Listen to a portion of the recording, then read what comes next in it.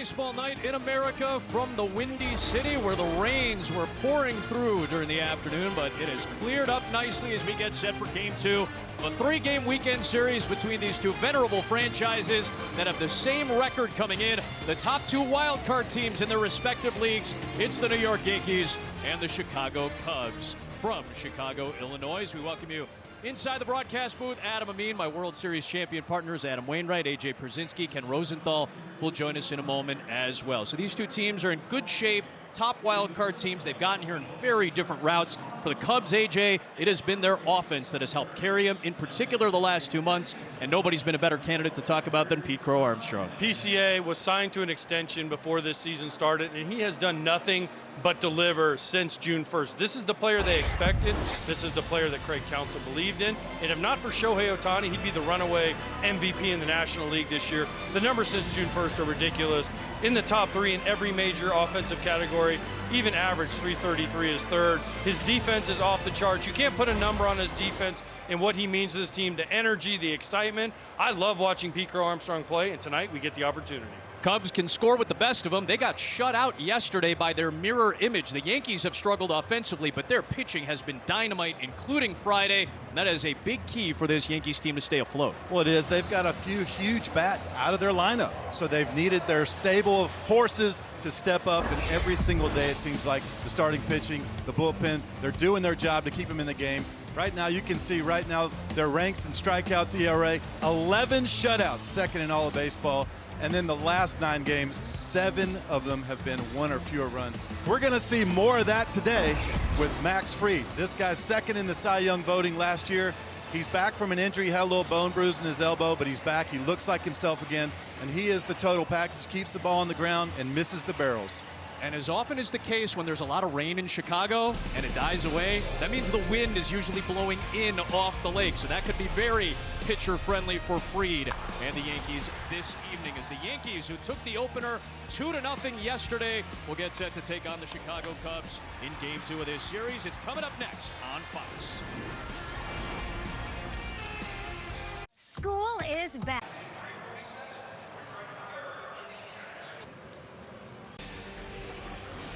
Two historic franchises, two great histories. Twice have met in the World Series back in the 1930s. Some of the most legendary names in all of baseball, some of the greatest broadcasters that have left us.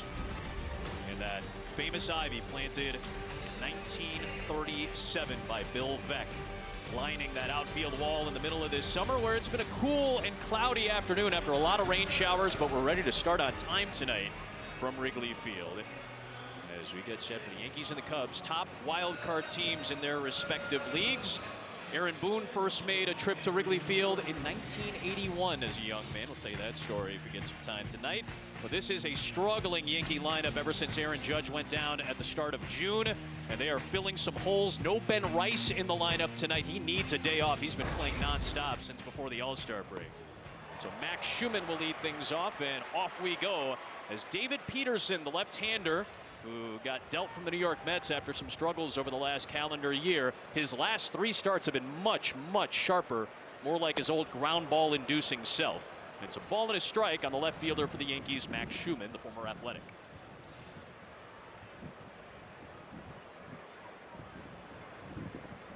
Utility players filled in a bunch of spots, and a lot of Yankees have had to do that over the course of this season with all of the bats missing. And Peterson will go up against a kind of piecemealed lineup tonight for New York. Yeah, and I find what's going to be very important for him today is keeping the ball on the ground. He's got a good sinker. He can work away from the right-handers and into lefties. He's got a good pull cut four seam. He can work off of that. But watch his changeup. I think it's going to be a key today off of those 2 good fastballs. He's got to keep the ball down on these guys, though. For his career, he's got a 50% ground ball rate. In 4 starts with the Cubs, the last few starts in particular, that has gone up, but it's not where it usually is. He had a bad start at Wrigley against the Cardinals at the start of July. He's been much better since, and has been inducing a lot more of those ground balls, even behind in the count. That's been right there. That arm side miss, that's kind of what he's struggled with this year. He's got a lot of walks for the season for how many innings he's pitched. He's got to get that back on the plate. Just off the plate, the count runs full on Max Schumann.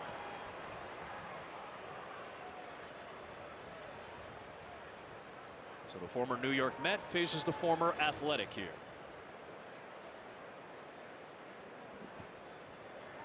And the payoff.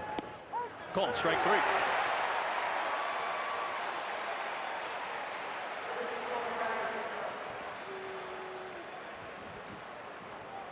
So Schumann down on strikes, 1 away for Paul Goldschmidt.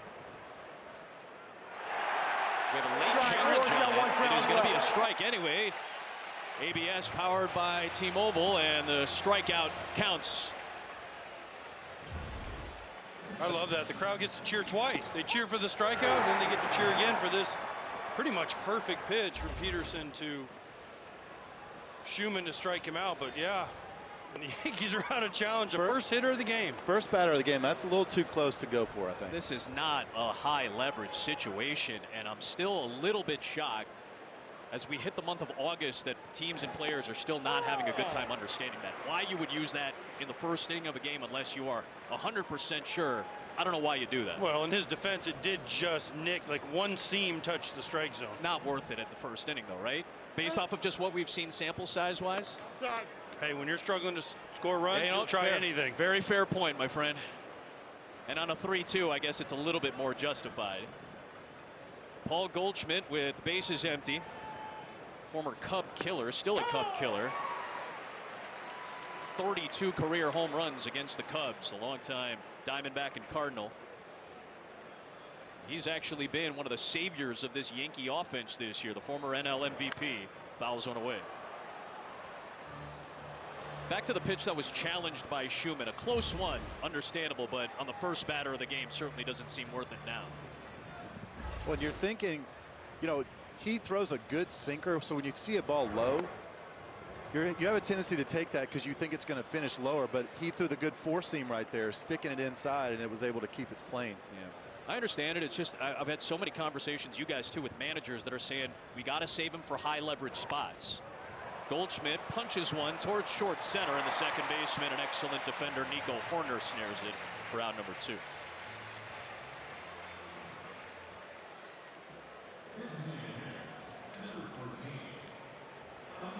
Ahmed Rosario had one of the 2 big hits yesterday. 2 solo home runs was enough. Will Warren shut the Cubs offense down with a great performance. The bullpen made it hold up. Rosario hit a 450-foot bomb to center field. One of the 2 solo home runs that were hit.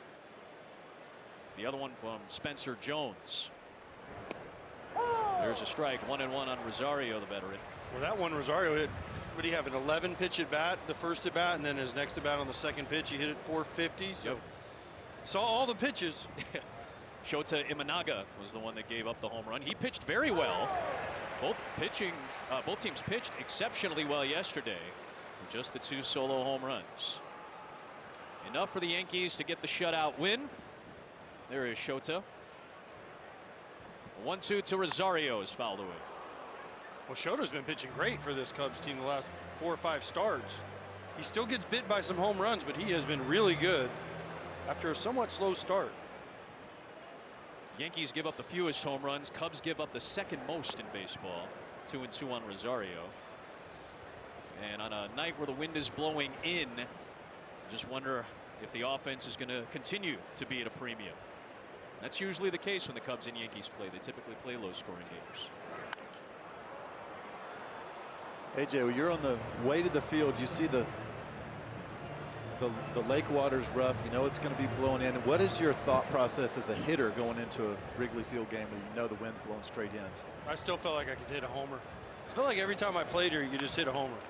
I don't know. My numbers don't say I mean, I did all right here pretty well, but yeah, it just felt like every time you came here, blowing in, if it was blowing out, it was just touch a ball in the air. Sure. But today it is howling in, hit it low. Hit one of those little corners that stick out stuck in actually in the outfield. Hit it low, it'll still go, right? Oh yeah. Rosario goes down on that Peterson changeup, a 1-2-3 inning thrown by the left-hander. And now Max Fried, the fellow lefty, coming back from the injury. It'll be his 3rd start after that bone bruise on his elbow kept him out. He's looking to keep things going well for the Yankee pitching staff. Whether you're an athlete. Pete Crow Armstrong leads the #2 scoring offense in baseball, better than 5 runs per game, but they got shut out yesterday. Suzuki was out of the lineup. He's back in. Kelly gets the start behind the plate. And James Triantos will make his Wrigley Field debut. He'll go up against Max Fried in his 3rd start back. He hasn't pitched a whole lot since mid-May. Had a bone bruise in his left elbow in the middle of that month. No ligament damage. Just came back in July and has made a couple of starts since, including against the White Sox earlier this week. Deals with Pete Crow Armstrong, lefty on lefty to start, and a strike to the MVP candidate. A couple of Harvard Westlake grads. Both of these guys ended up at the same high school. Fried was there for a year, well before Pete Crow Armstrong was there. Caballero, the 3rd baseman, is in with the speedy Crow Armstrong at the plate. I think they took some at-bats off each other. In the wintertime, they both fly back to L.A. For the chance to hang out a little bit. Yeah, they have to, right? If you're PCA, Max, I want to see what you got. There's a 1-1, 1-2. Yeah, I was never a fan of that. I was never a fan of showing stuff to other big league hitters. Interesting. These two guys, you know, Fried had his program where he was going to high school shut down and eventually made his way to Harvard Westlake. He was at Montclair Prep in Van Nuys, California. They got rid of their athletics program, and that led to Fried going to Harvard Westlake. Close pitch just outside to even the count.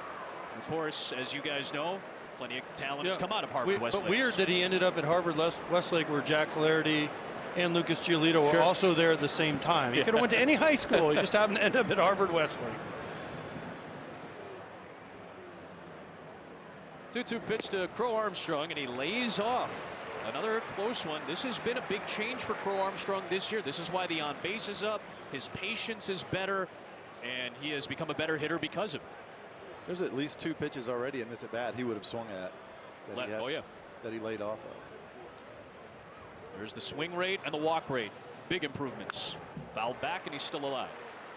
It was always that fine line too. You don't want to take somebody's aggressiveness from them if it's part of their strength, but then he's seemingly found a great mix of being able to swing away at the right pitches, and that's a real talent. That takes some time to learn sometimes. Sometimes you never get that.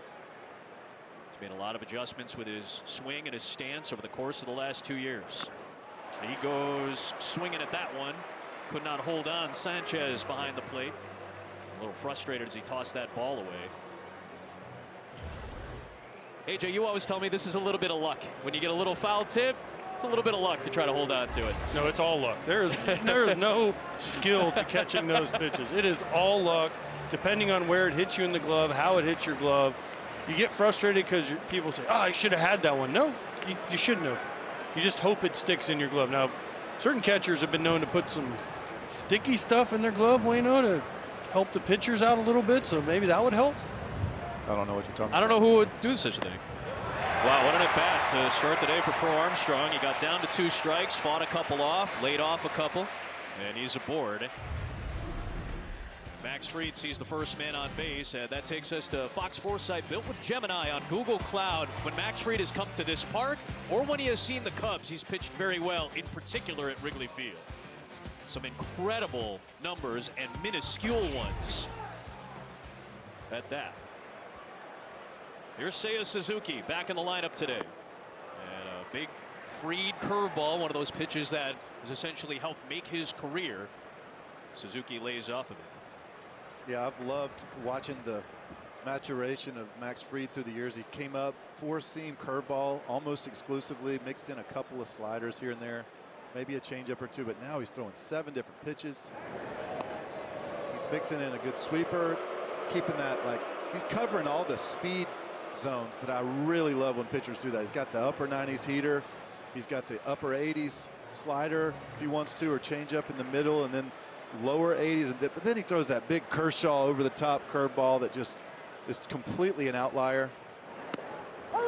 Strike to Suzuki. The 3 different fastballs though, and I call his, I don't always call a cutter a fastball. I call his a fastball because it's so short and it's fast enough to be called that. It's 93, 94 sometimes.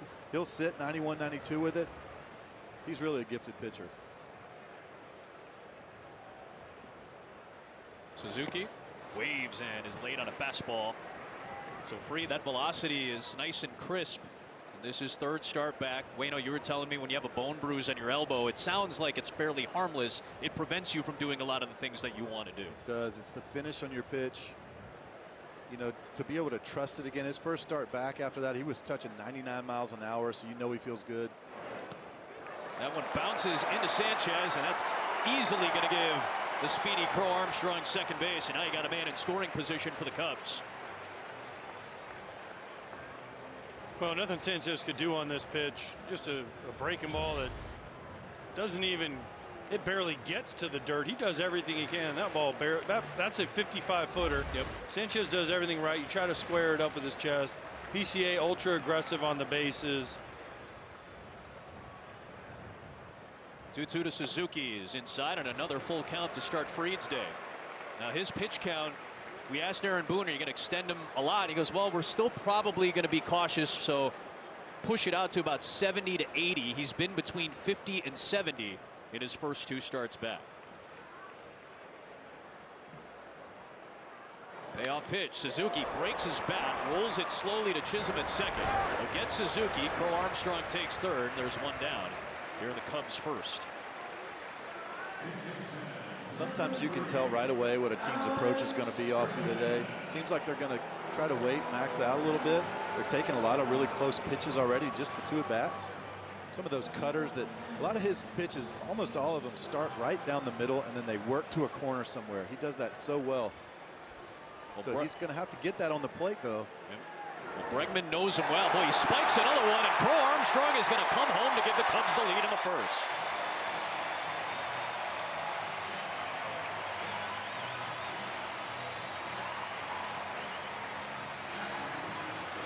Well, Fried is trying to find some command. He spiked a couple in this first inning. Another one where Sanchez really has no chance. This ball bounces well in front. I mean, that ball bounces in front of the batter's box, feet in front of home plate. Sanchez tries, but the pressure was on Fried right away by a great at bat by PCA. Yesterday, the Cubs didn't get the leadoff man on at all. Today, in the first inning, they get the first leadoff guy on. He scores today. And you mentioned how patient the Cubs are being. They know that pitch count. They know that last time out, Max Fried threw like 30 pitches in the first inning. Let's get him out. Bregman sends the first ball of the game out of the infield for the Cubs, out to center for Spencer Jones. Those spiked balls, sometimes that's nerves, sometimes that's, well, in the bullpen, I was leaving it up, so I was having to set my sights lower, and then you get out in the game, you go, well, dadgummit, I don't need to set my sights lower. I can just throw it like I used to. So sometimes it's nerves, and sometimes it's execution from the bullpen.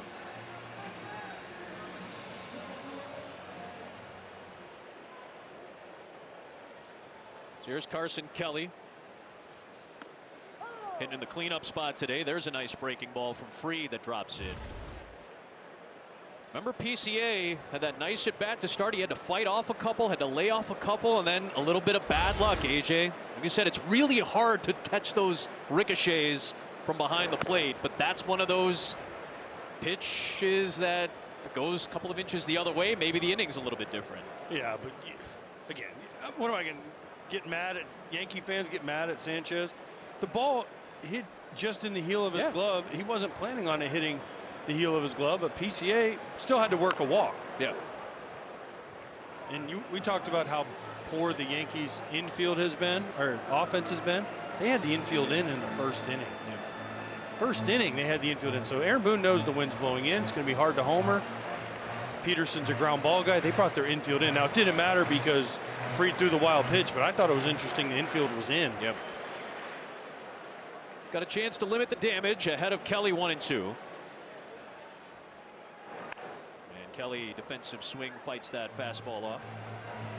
Fried did not have a wild pitch on the season. He's had a couple in this inning. Again, with the caveat that he is still working his way back from injury.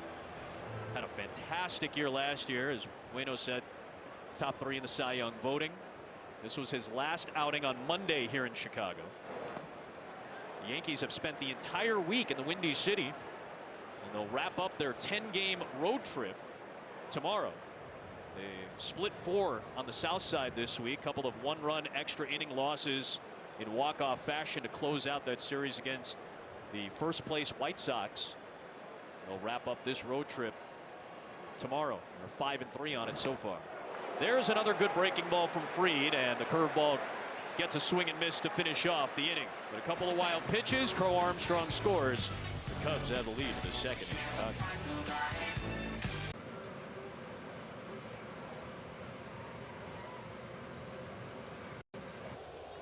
Coles.com. Today's telecast is sponsored by Progressive Insurance, a grand slam for your budget. Some of the players that have sported Cubby blue and the Yankee pinstripes. Great history between these two teams. Didn't play a whole lot against each other.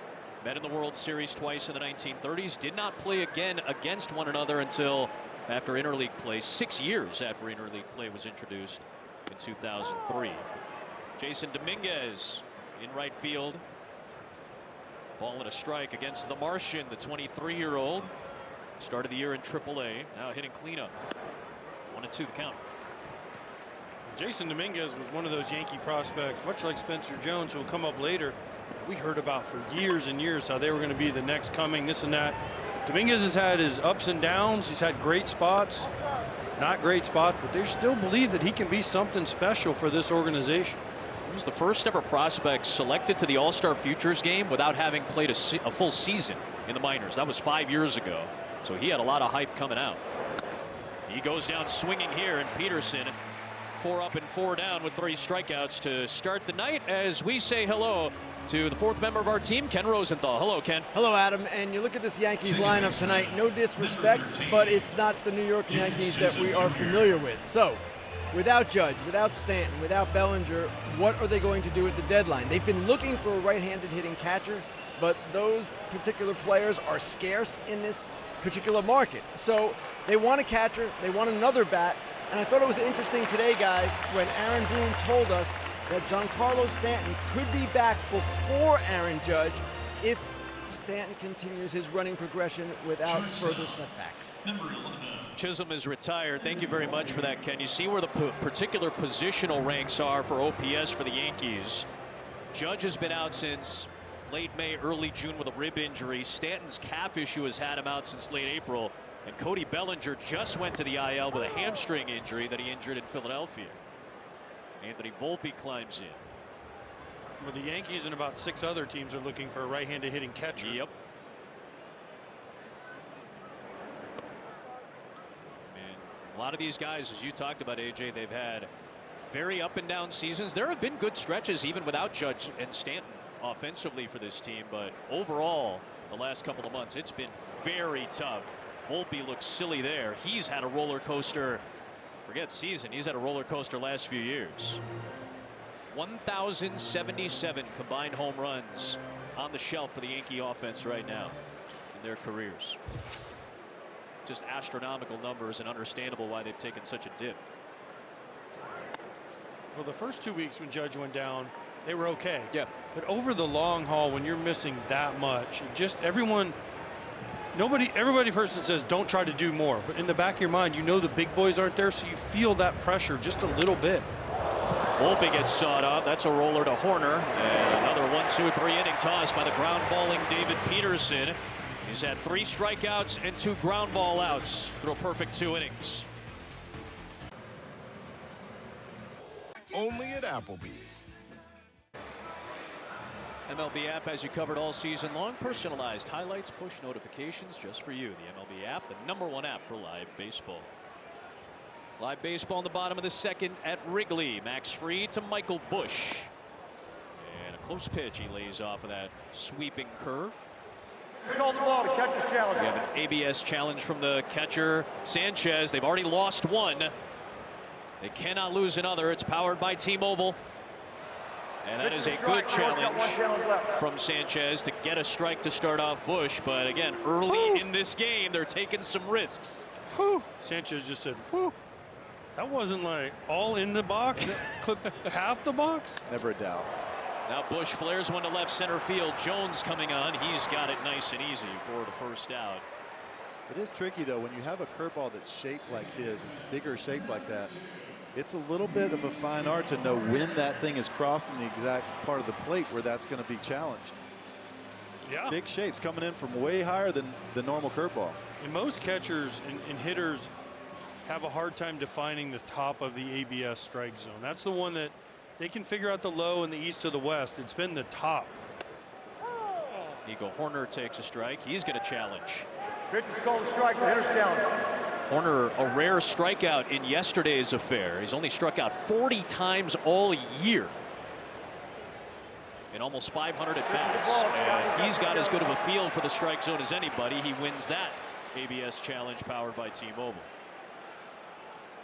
So Horner, one of the elite contact hitters in baseball, now takes a big cut. It's 1-1.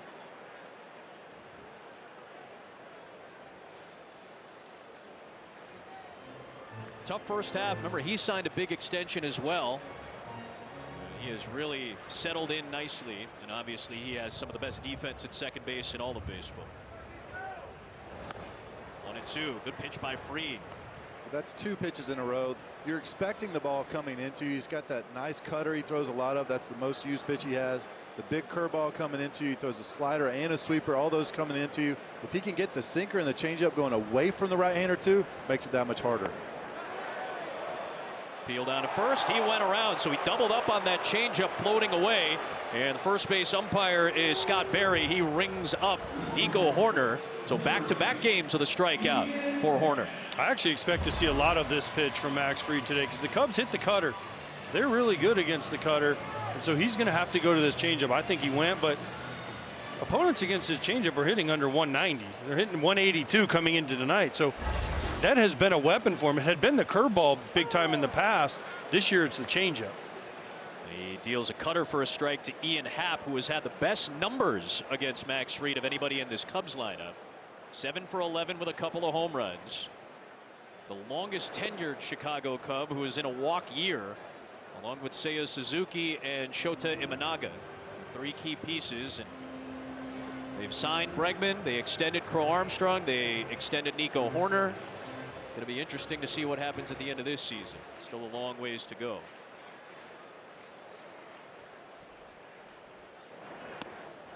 One and two on Ian Happ. So now the off-speed stuff is starting to settle in nicely for Fried after he had that rough 23 pitch first. Waino, you threw a big curveball like that. How hard is it to get the feel of it? You just keep throwing it until you figure it out? Well, it's a great question because you saw him miss up and then you saw him spike a couple. Right there we saw him find that kind of tweener zone. And also, don't sleep on the wind being a factor here at Wrigley Field. Your curveball, you have to start. The only 2 parks I really ever felt like I had to start my curveball in a different spot was at Wrigley and at whatever is it Oracle now? The Giants Park? Oh, sure, yeah. It used to be AT&T, right? Yep. Yeah, I think it was, yeah. Yeah, Oracle Park in San Francisco, where famously the wind has played a role in San Francisco. In there, and sometimes, depending on if it's cross, if it's into you, it's downwind, you have to start your pitches on different locations in those 2 stadiums. You got wind coming off the water. Check swing foul, and Happ's still alive. I thought you were searching for the name of the Cincinnati ballpark because you love that place so much. No. That's when you said, what's the name of it? I was thinking Satan's Dungeon or something like that. Is that what you called Cincinnati? The Devil's Lair. The Devil's Lair. That's right. I love that we always bring that wretched place back up. Cubs scored on a Crow Armstrong run, coming in a wild pitch in the first. We're in the second, and Happ's still alive, fighting off another Fried offering. So talk to me about this delivery on the curve, Waino. Yeah, his curveball has 7 inches more vertical drop than the average curveball. That just is a lot. So you see, you're the first inning or 2, unless you pitched here a lot in the wind, you're kind of tinkering around. All right, where's my starting location today? And every time you pitch here, it's different. It's such a cool experience. And to Fried's credit, as we showed you, he's had great numbers at Wrigley. So for the most part, when he's been in this ballpark with the shifting winds, different weather, different game profiles, he's done a very good job in this park. Obviously, the longtime Atlanta Brave pitched here a bunch. And he gets in, have to strike out on a cutter. So some of the down speed stuff for Fried is looking a little bit sharper as he gets his bearings. We played 2 at Wrigley Field. Nights with MLB Plus. Stream MLB Network 24/7 in the U.S. and select out-of-market games every week. Live radio, game day, 3D, big inning, and minor league action. MLB.com/MLB Plus to subscribe today. This guy's got some plus height, 6'7" with speed. This is Spencer Jones, playing just his 38th Major League Baseball game, number 25 pick in 2022 out of Vanderbilt University, a very solid collegiate baseball program. Just made his debut in early May. He's been up and down. And of course, being from California at 6'7", you're automatically going to get some kind of comparisons to Aaron Judge on the other side of the plate as a left-hander. Just came back up this week after the Bellinger injury and now playing center field. Interesting, you want to compare him to Aaron Judge. Aaron Judge hits upright. He hits bent over. Yep. Most guys that are big, hitting coaches will say, you're big, be big in the box. He's almost making himself smaller. It's almost like he's a lefty slap hitter in the box, but that also speaks to his speed. He's like a 28, 29 foot per second rate. That's one of the higher rates you're going to find in Major League Baseball and one of the fastest for the Yankees. So he kind of almost stands in the box like he's ready to sprint out down the line at first, despite being at that stature. Well, he takes 3 steps and he's at first. That's why. Exactly. Big gazelle-like steps down the line. But he goes down here against Peterson, who's keeping the ball low and tailing one away. 7 up, 7 down, 4 Ks, and back to the second inning against Volpe. Yeah, I love what he's doing. He's playing the X game with his heater. 4-seam ends, a little cut on it. Watch this. Watch, he puts a little more cut on these next 2 4-seamers in. He's playing off their aggressiveness inside. They want that ball in. Okay, I'll show you in. And then he's kind of breaking it off there. He's just probably manipulating the ball just a little bit more. But his 4-seam always has a little pull cut. He's adding to that a little bit on the third base side, obviously. But I love how he's. This one hugs the line fair. Pass Bush off the sidewall. Played well by Suzuki. It's going to hold Ali Sanchez to a single. And there is the first base hit on either side tonight. It comes with 1 out in the 3rd for New York. Yeah, and that's the kind of hit, though, when you're controlling the zone and you're moving it around in and out. It's like defensive down the line swings. You'll take those kind of hits right there, especially if they can hold him to a single. But I love how he's using his changeup away. He's burying the 4-seam in. He's coming back with the sinker. He's mixing in the breaking ball. He's really doing a great job pitching and keeping these hitters off balance. Now looking for a ground ball with Jose Caballero, the speedster, at the plate. Tough to double him up. He's one of the fastest in the game and a base stealing threat if he gets aboard. Only guys like Ellie De La Cruz and Jose Ramirez and Jazz Chisholm have put up the type of stolen base numbers the last 2.5 years that Caballero has. Good breaking ball for a strike. It drops in to even the count. You mentioned Caballero. He's great at what his role is, and that's getting on base, stealing bases. But have you seen the thing with him about the pitch clock? Where he looks up right at 8 seconds, which is the rule. You have to show engagement as a hitter by looking up and basically locking and engaging with the pitcher. And the 8-second mark on the pitch clock is the cutoff time. And I'm watching him. He's got it pretty much down to a science. Would that bother you as a pitcher, Waino? I wouldn't be looking at that.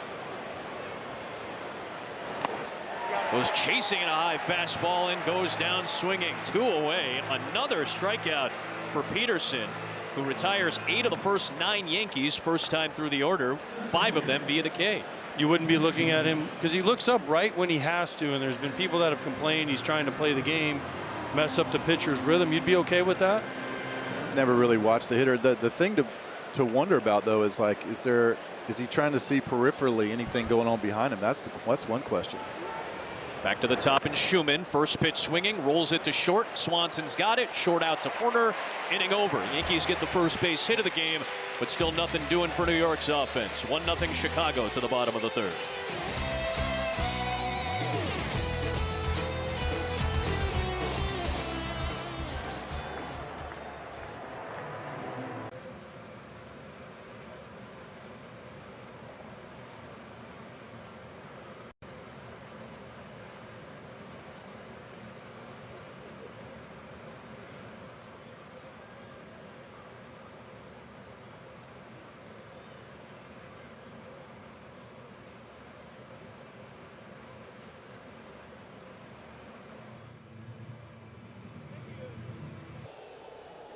Third start back, little shaky in the first inning, much better in the second. What changed?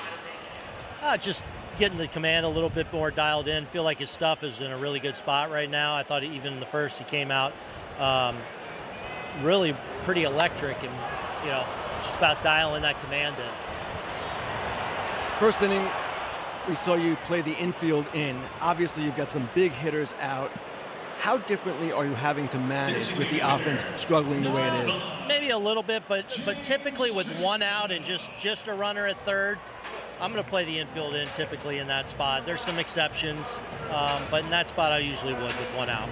Aaron, thanks a lot. Adam, back to you. Yeah, Kenny, fascinating to see how you manage when the wind is blowing in, when the runs are potentially going to be at a premium. Cubs have scored their lone run without a hit. And here is the 9-hitter James Triantos, the 23-year-old from Virginia who just made his major league debut in Pittsburgh last Saturday. Got a hit in his debut, playing his third MLB game. Good numbers at AAA Iowa this year. Utility guy, can play multiple spots. The second-round pick in 2021 is quickly behind of the excellent Max Fried, 0-2.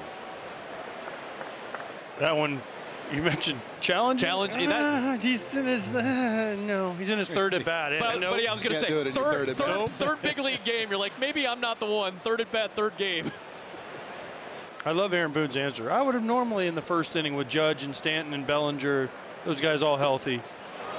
As Triantos foul tips it into the glove of Sanchez. There's a strikeout for Fried, 2 away. Yeah, if I'm Max Fried right now, the wind's blowing straight in. Those guys have worked me for some deep counts. I love how he's come out this inning and just pounded the strike zone. Cutter on the plate, sinker on the plate, curveball on the plate, just right away. Now you got the former Cub prospect Giovanni Cruz, who just got called back up today after the Yankees traded Camilo Doval, who'd been struggling, to Pittsburgh. So with Fried already into the 40s in the pitch count, might end up seeing Giovanni Cruz doing some backup. So there's the trade. Doval was struggling. Luis Cruz is a top 20 Pirates prospect, so that's who the Yankees got back along with Omar Alfonso. But Cruz takes the spot of Doval. Crow Armstrong punches it in the air. That's going to die in the wind, too, as the right fielder Dominguez is there, and Max Fried continues to work strongly and efficiently. A 6-pitch third inning. To the middle innings we go.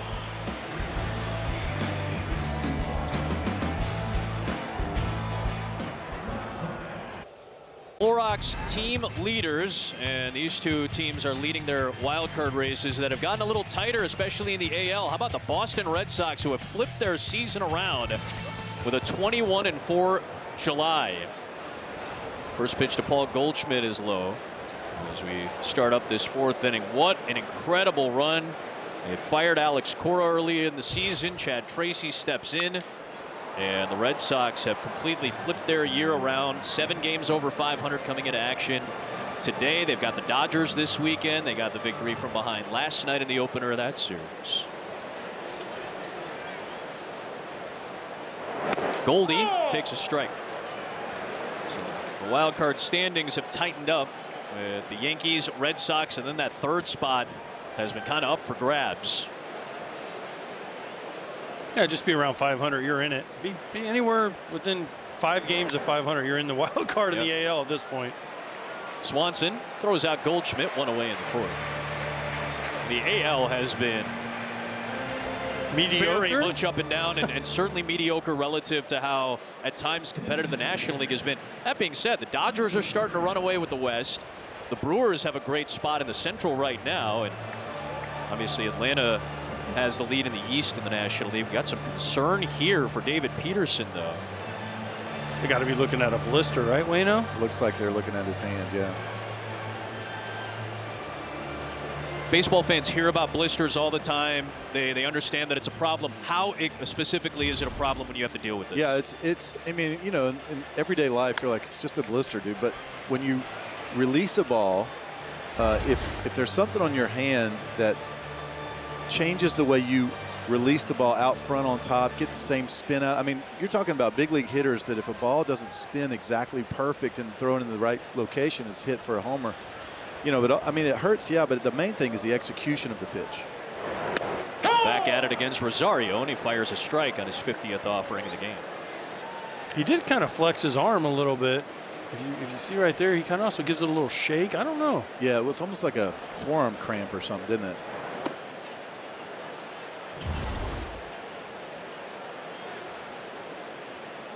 Right here, he gets the out and ow. Oh, okay. We'll just get a little elbow crack real quick. That's natural. A little pop. Yeah. Snap, crackle, pop. 1-2 on Rosario. A couple of former New York Mets going at it right here. Rosario in his 10th season in the big leagues, his 7th team. First full year with the New York Yankees. 30-year-old from the Dominican. Meanwhile, the tall and lanky Peterson deals, and Rosario fouls it back. And he's a hitter who loves the ball coming into his swing, especially breaking ball from a lefty coming into his swing, four seam coming into his swing. He loves that pitch. But you see how Peterson just used that against him, used it up, out, off the plate inside. That's safe. The one that you got to worry about with Rosario is the one that starts middle and works middle in, inner third. Those are dangerous. Skips in to even the count. Rosario obviously is so important against lefties. This is part of a platoon. Rosario and Ryan McMahon, who's the better glove, but Rosario has been a more consistent bat in the platoon this season, and the Yankees have seen a ton of lefties on this road trip. 7 of them now. There's a bouncer too short again. Swanson's got this one, and he retires Rosario. 2 up and 2 down in the 4th. This is the 7th left-hander that the Yankees are facing in what have been now 9 games. This is the 9th game of this 10-game road trip. And to their credit, they're 5-1 against the left-handed starters. That's without 2 of their big bopping right-handed bats in Judge and Stanton. They're one of the better teams in baseball against lefties this year. Yeah, but I would, if I was facing the Yankees right now, I'd want to throw all the lefties I could at them. Especially like tonight, you lose Ben Rice, Austin Wells, Grisham, and McMahon. And Rosario's actually been better against righties this year. So that's why teams are looking at us saying, man, we need to fire all our lefties against them. But like you said, they've been beating them. Doesn't hurt that their pitchers never give up a run. Yeah, that's a big part of it. 7 of the last 9 games they've given up 1 or less, right? That's coinciding basically with this road trip. How lucky are the Yankees? They get to spend a week in Chicago in the summer. Yeah, they came in on Sunday night after their late Sunday night. They played the Phillies on Sunday Night Baseball last week, and then they've been playing all week. But hey, especially when you get a day game on a Friday in Chicago, that was probably a fun night for a lot of these guys last night. Peterson looking for another 1-2-3 inning. He jams Dominguez, a bouncer to Swanson, who's had a very busy inning, and all 3 plays were very solid from Dansby Swanson at short, the 2-time Gold Glover. One of the best infield defenses in baseball, with the perfect pitcher with the wind blowing in. A ground ball pitcher letting the infielders doing the work.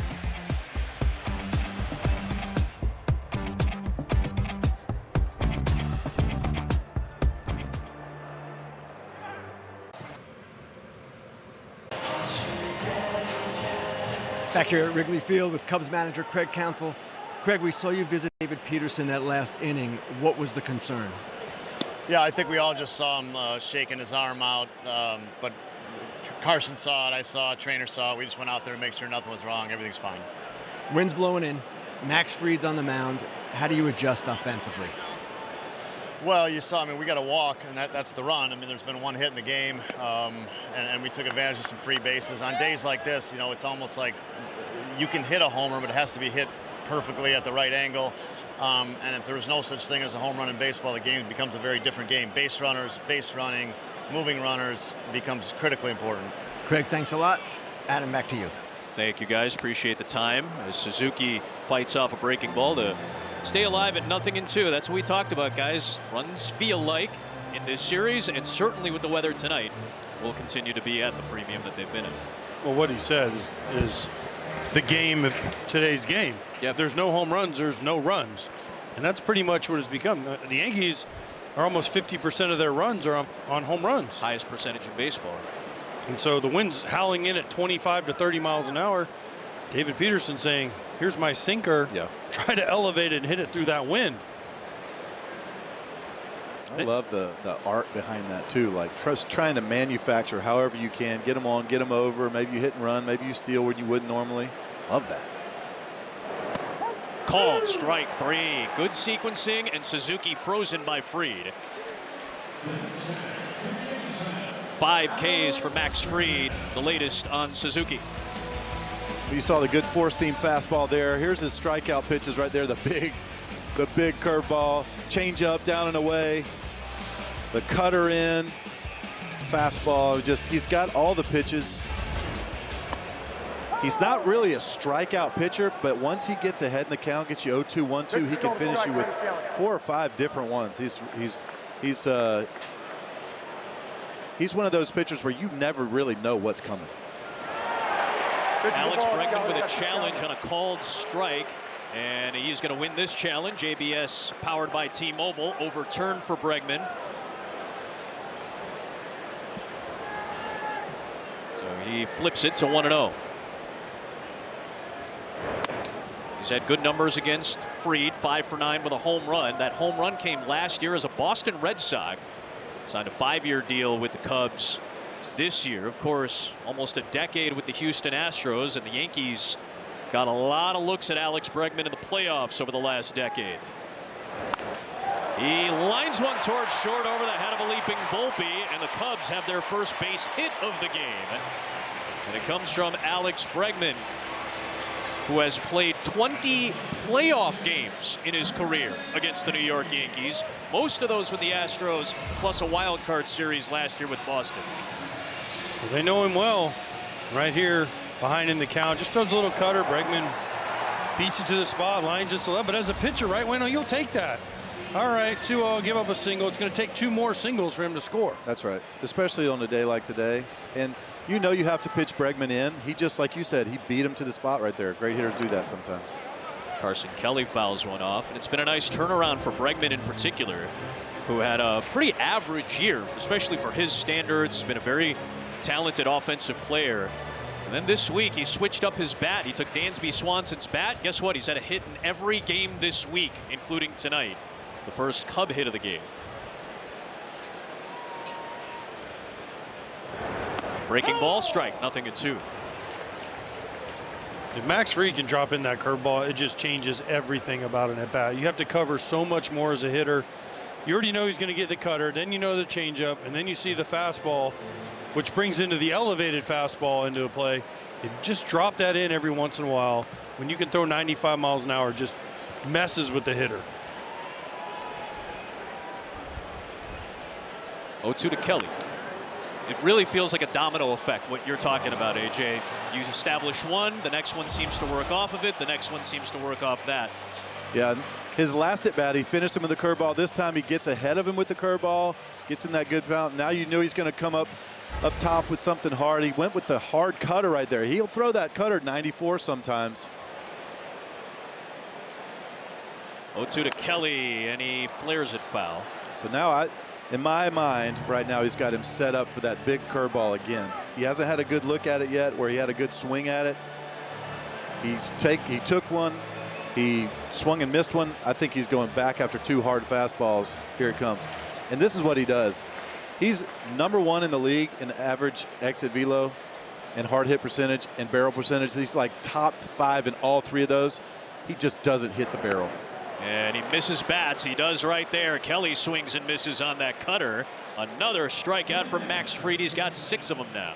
And so it's a pitch he had already thrown him, but he changed the shape of it and the velocity of it. He used it up in the zone on his hands before, and now he used it almost like a slider. The slider's in the upper 80s, but he can throw that cutter at different speeds too. You just never know. Hard to get comfortable in the box against a pitcher like Max Fried. So 2 down for Michael Busch. There's a strike. So we've seen the velo climb up a little bit, up to about 96. We've seen 97 in there now. And after those first longer couple of innings, boy, he's been much more efficient these last 2 frames. The 6-pitch third certainly got Fried back on track. Busch taps it, and a chance to finish off this inning with nothing doing.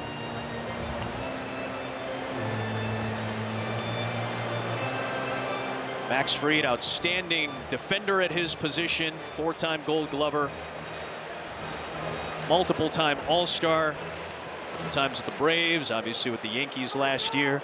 Largest contract ever given to a left-handed pitcher last year by New York, and had a great year last year. Looking sharp tonight too. 1-2 on Bush.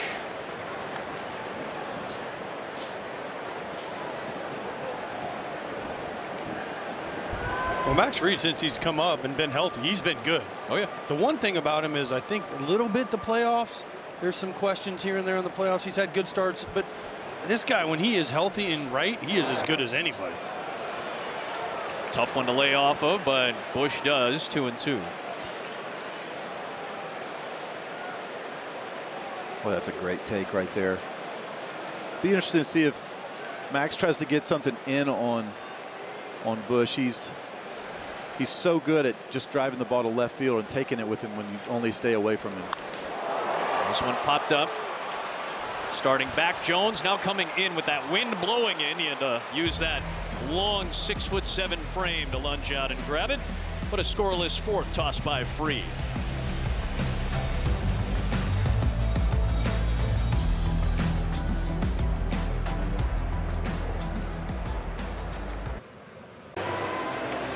Cool and cloudy on a summer Saturday night in Chicago. 1-0.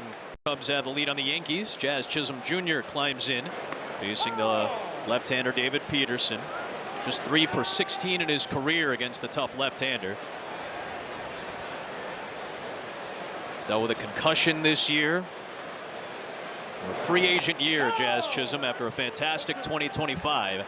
But Peterson is quickly ahead, 0-2. He continues to pitch very quickly and efficiently so far.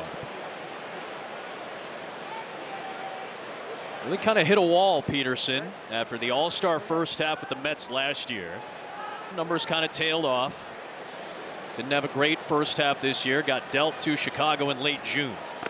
But he gets Jazz Chisholm down swinging, 1 away here in the top of the 5th. Dive into our Fisher Investments player profile. Really solid, fun pitching matchup so far. Granted, with a little bit of help from the elements here at Wrigley, but both Fried and Peterson, the lefties, excellent. Yeah, both pitchers came to play today. They're executing their pitches, both sides of the plate, mixing, matching, up, down, in and out. And, you know, hit to third, grabbed by Bregman, 2 down. Whether it's the wind or whatever, they're being aggressive in the strike zone. They're making the hitter on the defensive. They're mixing and matching their speed so well. I just love how they're going in and out. Peterson has been strike one all night, and I've watched this. You know, I've watched a lot of his starts this year. Strike one was hard to come by for Peterson at times. He was a lot of arm side misses, and if you go back and look at 25 before the All-Star break, like you mentioned, Adam, that is exactly what he did in a lot better clip. Spencer Jones takes up and in for ball 1. As we watch this game, and as this game unfolds, we're already in the 5th inning. I just don't know how the Yankees score a run without a home run. There's no home run dependent. If the way the wind's blowing, can they string 3 hits in a row together to score a run? And the way Fried's pitching and the Yankee bullpen has been really good. This might be a 1-0 game, and it came via a walk and 2 wild pitches. Well, Peterson continues to do well, though Bush unable to flag that one down. So a rare miscue from one of the better defensive infields in all of baseball. The speed.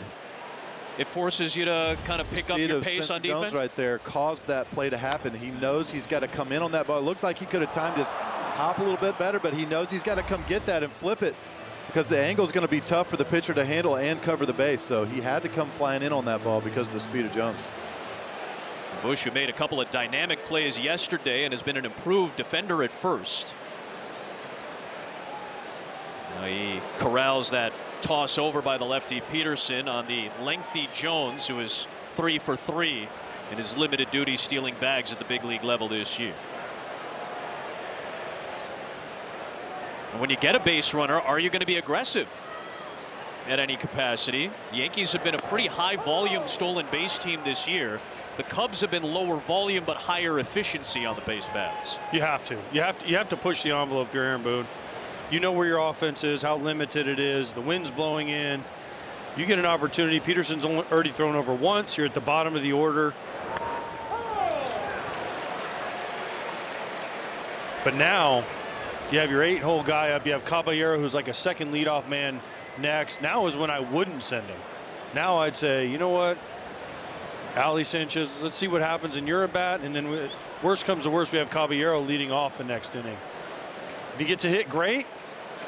But I don't want Sanchez leading off. I'd rather have Caballero if I'm the manager leading off. Jones stays, and he rolls it past a diving Bush. Stopping at second, Jones. Suzuki has a pretty solid arm out and right. So station to station go the Yankees, but they're able to string together a couple of base runners on an error and a rolling single into right field. That's 2 of those that Sanchez has now. 2 balls not exactly hit great, but perfectly placed. And people at home are going to say, oh, Spencer Jones on second, he would have scored. Also, if Spencer Jones on second, Michael Bush isn't holding the runner on. This is a ground ball to first and the inning's over. Right. So it was just perfect placement by Sanchez, and here it comes. Caballero with the chance to get the hit to give the Yankees a run. So both Yankee hits belong to Sanchez. Here is Caballero taking strike 1. Off the bat, I thought Spencer was going to be able to get to third there, but Saya came in so quick on that ball. They had the second baseman played almost straight up the middle, just where he is right now. The hole was wide open, and Saya did a great job keeping him at second there. 0-2, and a chance for Peterson to make it all a moot point. Well, also, they're playing shallow. He starts so shallow. He is so shallow right there because of the wind. Watch his quick jump to get there. You never want to make the last out at third. He might have could have made it, but he's playing so shallow. Look how shallow. He's already shallow right now, too. They are so far in because of the elements. Caballero hits it into right for Suzuki. Here comes Jones getting the wave, trying to tie the game. The throw from Suzuki, not in time, and we're tied at 1. Caballero in the bottom of the Yankees order manufacture a run on a windy night in Chicago to tie the game. Well, there's the announcer's jinx, but it took help. It took help from the Cubs. It took the error by Bush and then 2 singles. And if you notice a theme for the singles from the Yankees, the hits, they've all gone to right field. Sanchez 2 to right. This is a little cutter. Caballero with 2 strikes gets inside of it and just kind of pushes it down the right field line. Suzuki comes in, but that speed of Spencer Jones allows them to tie this game up. I didn't think that they could get 3 hits in a row, but the error helped them and gave them a chance.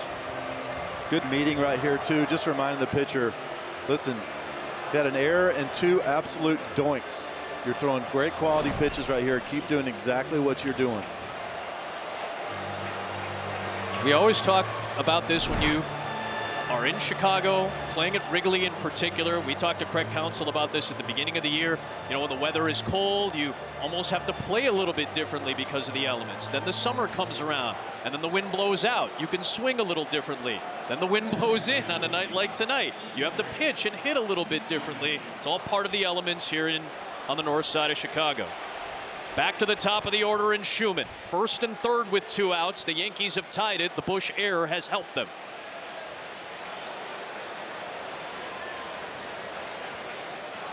Runner from first takes off, and Kelly's going to test it, throw down there, not in time. Caballero, one of the best in the business. 119 steals since the start of the 2024 season. We knew that was coming. Yeah. He has to get to second right there. If he gets thrown out again, you have the leadoff guy up. But with his speed, Peterson going high leg kick, really focusing on the hitter. Caballero has led the American League and the majors in steals over the last couple of seasons. Schumann, 1-1. As a pitcher here, don't try to do too much, right? You've been throwing great quality stuff up there. Now the second and third doesn't matter, right? You're just going to make a pitch, just execute.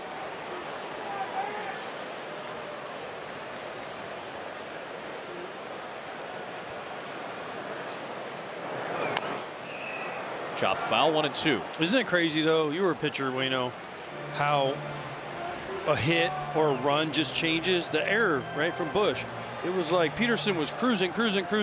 Okay, we get a runner on first, and then Sanchez gets a little hit. Now there's a runner on second. It's like his whole demeanor changed, and then after he gave up the run, it's a completely different guy. And the pitch count. 75th offering of the night is hit in the air. Suzuki in right will navigate, make the catch, and finish off the inning, but the bottom of the Yankees order in a struggling offensive stretch comes through to manufacture the tying run.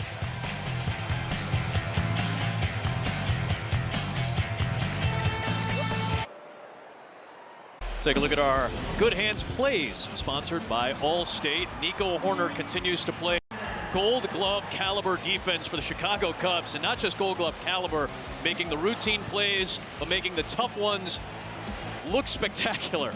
He's done it all season long. Those are all Play of the Week nominees and winners in Major League Baseball when he made them. He's made more of those types of plays over the course of this week. Made a diving play yesterday late in the contest as well. Two-time Gold Glover on the defensive side. Makes life easier on all of us at Dansby Swanson as middle infield man.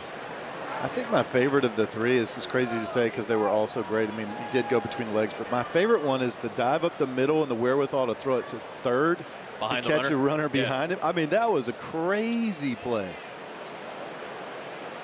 29-year-old from Oakland, California, went to Stanford, sharp cat. And one of the elite contact guys in baseball lines one past a diving Chisholm, his counterpart. And the Cubs have a base hit, just their second of the contest. The leadoff man is aboard for the second time tonight. Common theme, take the ball the other way. Right-handed hitters, take the ball the other way. You're not going to hit a home run to left. Take what the pitcher's giving you. Shoot the ball to right. Jazz Chisholm has been an improved defender this season after a rough year last year, but just couldn't snare that one. Hoerner's aboard for Ian Happ. Showing bunt now. And the wind is really whipping. This is not a heavy sacrifice team in the Cubs. They have 5 all season long. Obviously, Happ is trying to bunt for a base hit, but they are not a heavy bunting team. But that's how the elements may also play a factor with teams. You may see guys middle and bottom of the order throw the bunt out once more than often when the weather's like this. On Max, you got to push it to first because he's so good at fielding third base side. Watch how he falls off. There's the timing, though. He's trying to mess with the runner and Hoerner at first base and was trying to lull him to sleep with that kick. This is actually a closer play than it looked. Goldie kind of looked in the thing and said, man, I caught it right on his back. It might be something to review here. Now, I wonder if Aaron Boone would consider a challenge there. Was very close, and I agree with you, closer than maybe we even thought at the start of that play. But a disengagement there. Hoerner has 16 steals on 19 tries this season. There's that timing of the leg kick. Tapper foul, 0-2. Well, what Fried's trying to do with the runner there is almost like a hang move. So he brings his leg up really slow in case he's going first move. If he's going first move, he can pick him off. But he hangs there and he reads what he's doing. Right here, he goes straight over there. And that play is closer. He's back, but he's waiting to see if he goes or not. If they go first move, he'll go right to first. And if he doesn't go first move, then he knows that he gives his catcher enough time. Not many left-handed pitchers are able to do that because they lose their timing and rhythm. Max Fried can do it. Career high 7 pickoffs last year, 2 this year. Another breaking ball is bounced to third. Tough play. The third baseman Caballero will make it to get Ian Happ. That will move the runner in Hoerner to second base in scoring position. 1 down in the 5th. It's such a weapon. 7 pickoffs. 7 outs where you didn't have to get it out of the plate. That's a huge deal, man. Left-handers that don't have a good move, I could never understand that. He's done it 36 times in his career, man. It's just a weapon. Here's Dansby Swanson trying to break a 1-1 tie. And what has been a rougher year than we're used to seeing. Swanson is one of the streakier hitters you'll find in baseball. But for the most part in his career, he's wound up being about a .250 hitter, which is above league average. This year, under .220 for Dansby. He's still shown some power, 16 home runs after 24 a year ago. And taps it foul, 1-1. Yeah, it's always been like, what are you okay with Dansby at the plate? Because you know he's going to play Gold Glove caliber at short, and then all of a sudden he became a much better contact hitter. He cut down on his strikeouts. He was able to handle the breaking balls away from him a lot better. This year he's kind of reverted to his old self where he's pulling off that ball away a little bit more, but he still, like you said, has that juice in the middle of the plate. 1-on-1 out in the 5th on a 1-1 game, and another wheel around by Max Fried to keep Hoerner close. So there is action behind Fried, who has now hit 70 pitches. That's Angel Chivilli, who just turned 24 years old this week. That'll be fun for all of us to make sure we got right. He is a fun pitcher. Swanson out to center field for Jones. And he'll make the catch for the second out. Hoerner stays at second base. Chivilli? Chivilli. Got a good changeup, I know that. They've been using him a little bit more than maybe Aaron Boone wanted to. The guy who debuted when he was 21, he just turned 24 this week. But they've had to fill in some holes in that bullpen. And as you guys have said, the Yankee bullpen, right along with their starting rotation, has been rock solid. The #1 ERA amongst relievers in baseball belongs to the Yankee pen. He's been really good too for him, and that signals to me that this is Max Fried's last inning out on the mound, because he's at 70 pitches. They said between 70 and 80, and Aaron Boone's thinking, wow, he's at 71. If he gets out of this, maybe 74, 75. 5 innings, that's a nice outing for Max Fried. I mean, he, after that, not laborious first couple of innings, but a little longer, a little tougher first couple of innings, he settled in really nicely, and this is pretty much what Aaron Boone could have, the best he could have hoped for somebody who's coming back off injury.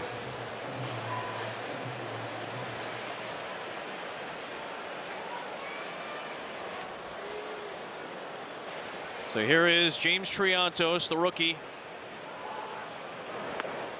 Nice breaking ball. That is from the outside coming back over the plate. That's ball to strike, and a good sign. That's been Fried pretty much since the second inning with those breaking balls.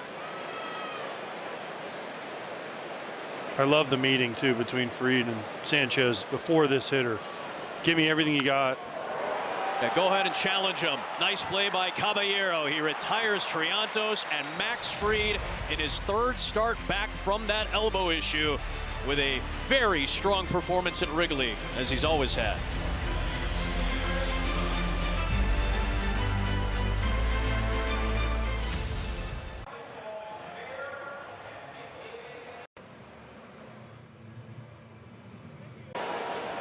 Old-fashioned pitchers duels this weekend at Wrigley Field between the Cubs and the Yankees. Paul Goldschmidt leads off the Yankees 6th, taking a strike from David Peterson.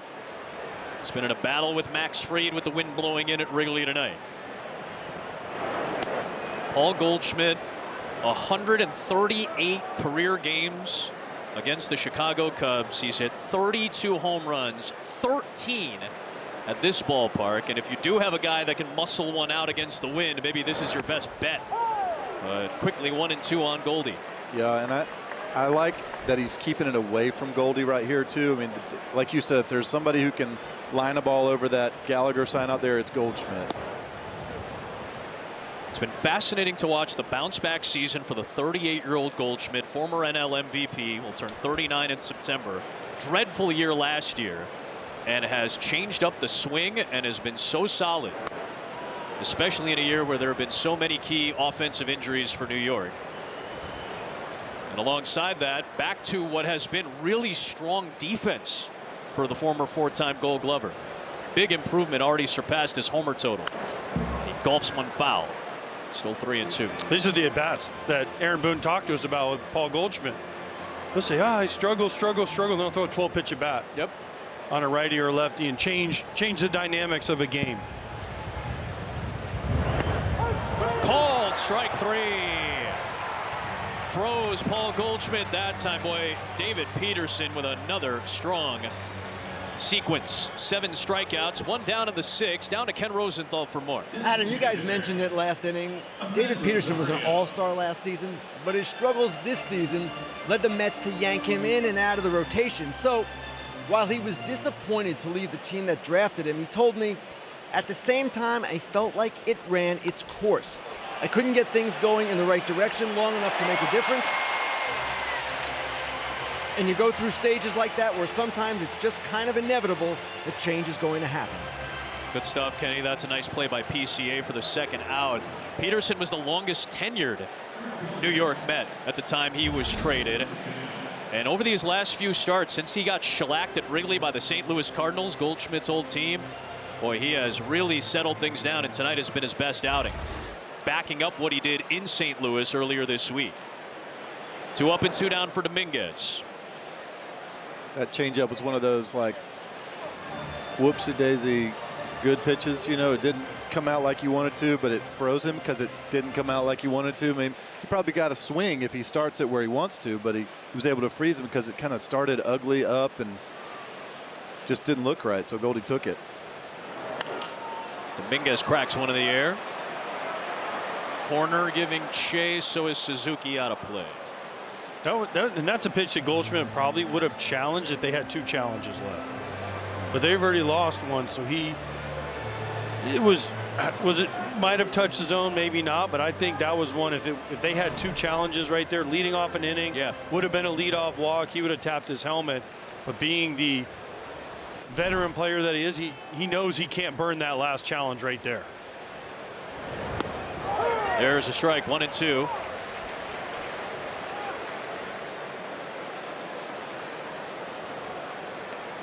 Dominguez, the 23-year-old, waits for a Peterson offering. Takes outside to even the count.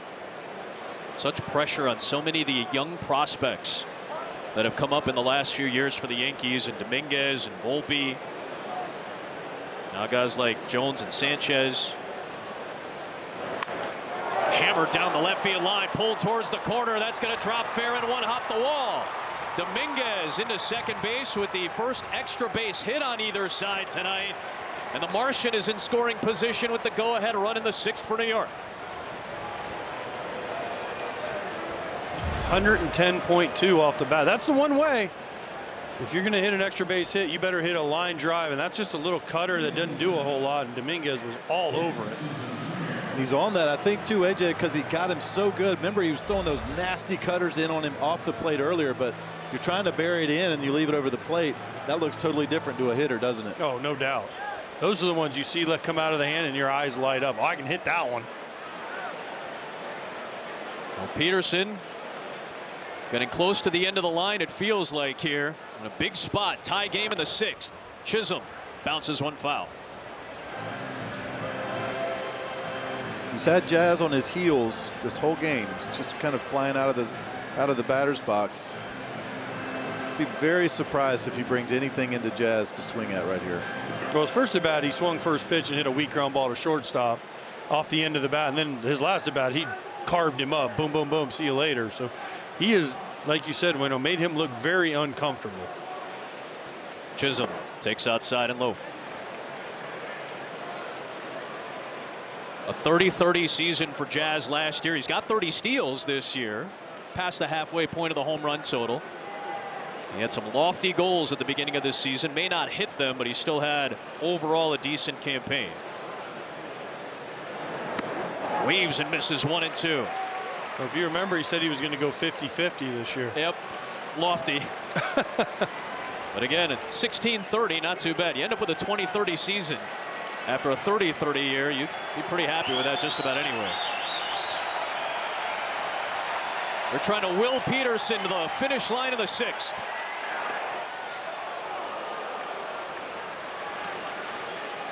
That's the right pitch right there. I think you could stick a fastball down and away now. If you could just stick one right there after he's taken that slider off the plate away, go up the same lane right here and just stick it down there. I think he'll take it. 2-2. 3-2. That was the idea, though. Yep. Now you go slider here, though, 3-2, don't you? Or you try to stick another heater down there. Don't miss on the plate. This is either perfect pitch or ball 4 for me. Yeah, I agree.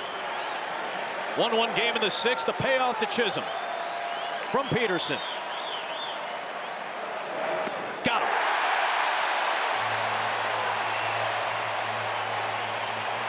Peterson fired up after another strong outing. 6 innings. He leaves the go-ahead run stranded, and we're tied at 1.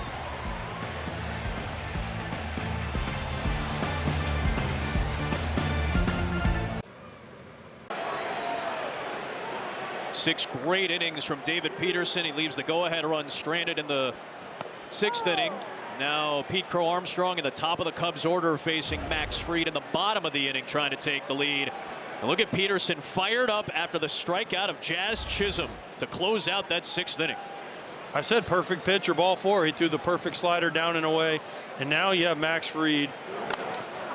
Fouling one in our direction, just above our heads, facing PCA here, AJ. I think this is his last hitter. We mentioned his pitch count. In to get the lefty out. Yeah, you got a pocket of righties coming up. Pocket of righties coming up. And by the way, David Peterson, let's give him his kudos. Absolutely. Great job. One run, no earned runs, no walks, ton of ground balls. Great job by David Peterson. Stuff was great right from the very first pitch of the game. Whew. 97. Whew. Yeah. Max Fried. 6th inning on the 76th pitch of his night. Did you see him fall off? He's putting everything he's got into these pitches. AJ, you're right. This has got to be the last guy. He is pumping everything he's got against the MVP candidate. The 1-2. Yanks one that time. You can really tell that he knows he's at the end of the line. Again, his 3rd start back. They were originally going to have him throw his 2nd rehab start. And then hours before his rehab start, he was already with the team. They go, hey, why don't you just pitch tomorrow at the big league level instead? A few hours before that rehab assignment. GVE is ready to go. Called strike 3 on PCA. Will he challenge it? Nope. He will not. And if that's the final batter of Fried's night, what a way to finish. Sure is. Here comes Aaron Boone. I love PCA's reactions. No. They have 2 challenges with which to work. He opted not to challenge it. And what a job by Max Fried, who has really looked like his old self over the course of the last few starts coming back from the elbow. Still 1-1.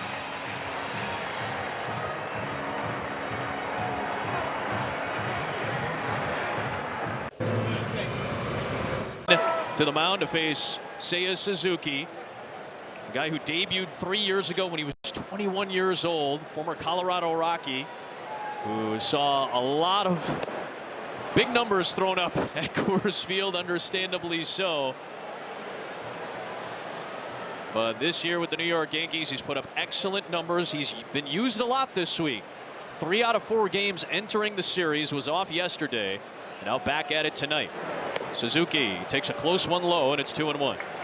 Well, if you're looking for fastballs out of Chiva-E, don't expect a lot. He's got one of the best changeups. He's 42% and almost 40% slider.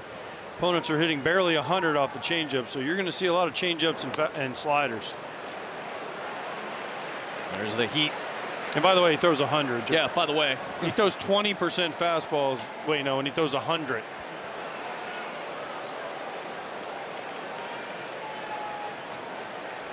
Suzuki in a high leverage count. And he'll take the walk.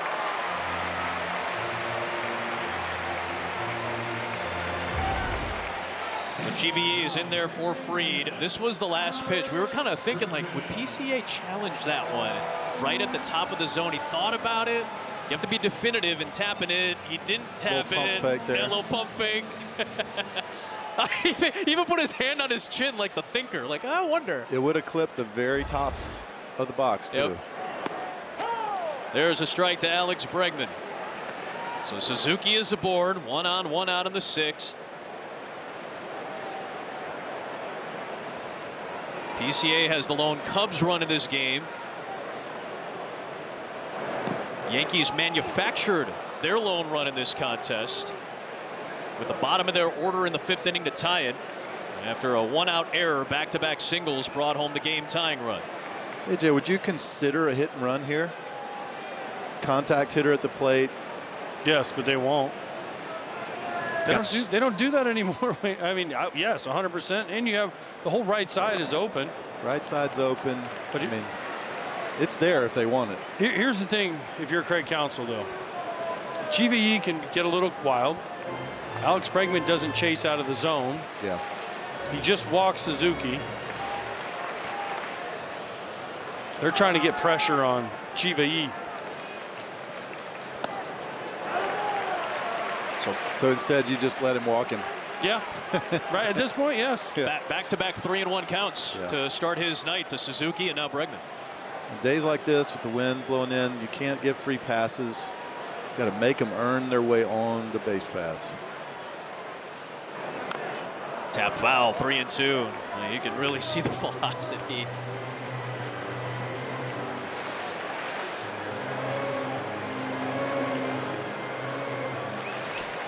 Carson Kelly on deck.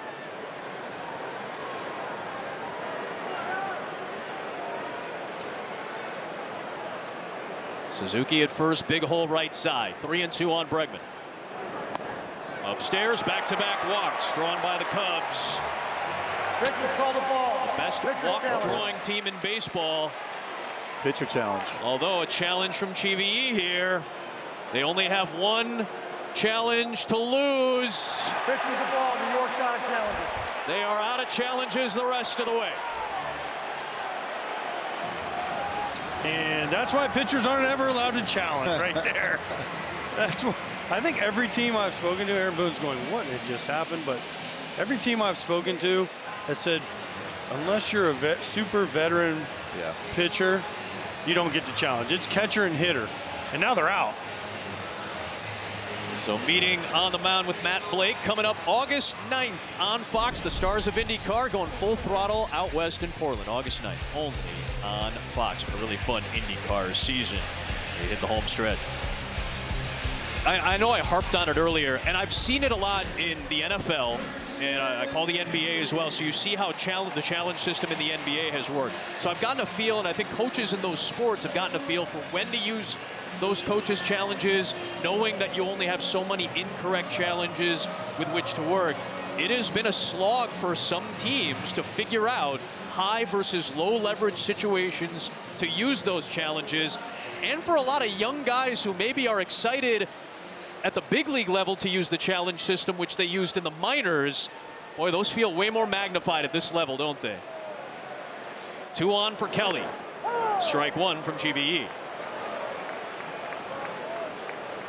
Well, especially when it's your last one. Yeah. We saw Goldschmidt think about it. We saw PCA think about it. You better be right if it's your last one. That's kind of the way I look at it. Left center field, Jones has a step over, a few of them. He's got it, 2 up, or 2 down, I should say. There's the first out recorded by GVE.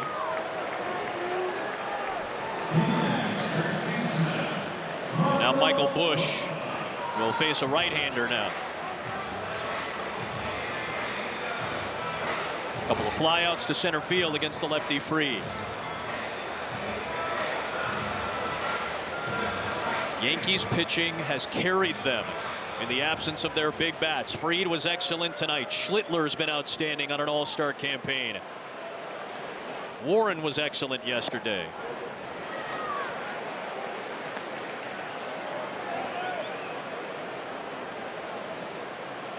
Both pitching staffs have held the offenses in check.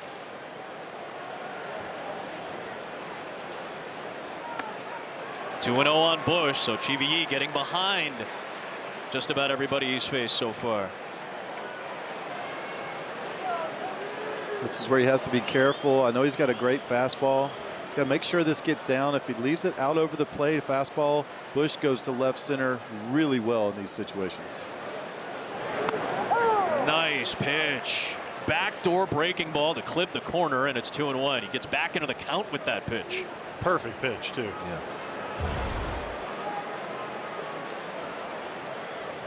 Yeah, that's what you don't want to swing at that 2-0, do you, AJ? No. But again, that's a third 3-1 count in 4 hitters he's faced. And now Busch is ahead in a high leverage situation.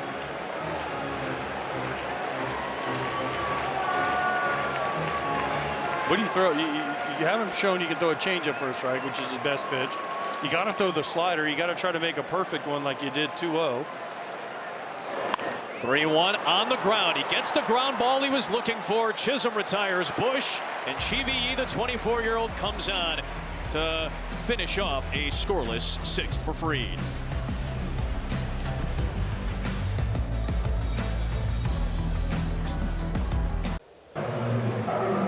Foresight built with Gemini on Google Cloud. A 1-1 game to the late innings, and the Yankees with a 45% chance to win this game. They've been one of the best road teams. They've played so many of these types of games. They've had to go to extra innings a bunch where they have not been successful. They're trying to get going against David Peterson, who gets a ground ball from Volpe back up the middle to Horner. And a season high in pitches thrown by Peterson tonight, 96. He's got one out in the 7th, and maybe get the sense that maybe this is the last batter. The lefty Jones is up. I don't know. I don't know, man. Bottom of the order. Maybe let him go through. What do you guys think? Sanchez does have both hits does have both. in both his at-bats. You got lefty here. Jones sends one out to left field. Ian Happ looking around, and it's gone! With the wind blowing in, Spencer Jones muscles it out to put New York in front on an opposite field shot liner.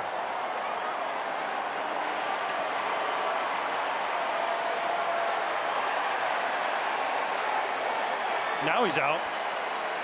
Wow. We mentioned how you could get one out of here. It's got to be low and hard. And Spencer Jones, that's what they love about him. He's got pop. He'll swing and miss with the best of them, but that ball didn't go 50 feet over above the ground. His 4th career Major League home run, his 2nd in Chicago this week. His 3rd in the last 4 games, and boy, that was an impressive delivery. 2-1 Yankees on a night where the wind's blowing in. Peterson cannot believe it.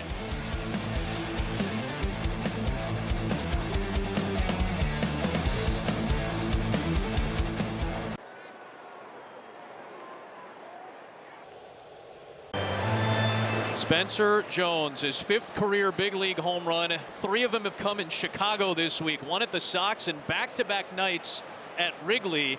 But this one going through the wind. So now Trent Thornton comes in. Nice breaking ball on Ali Sanchez to start him off.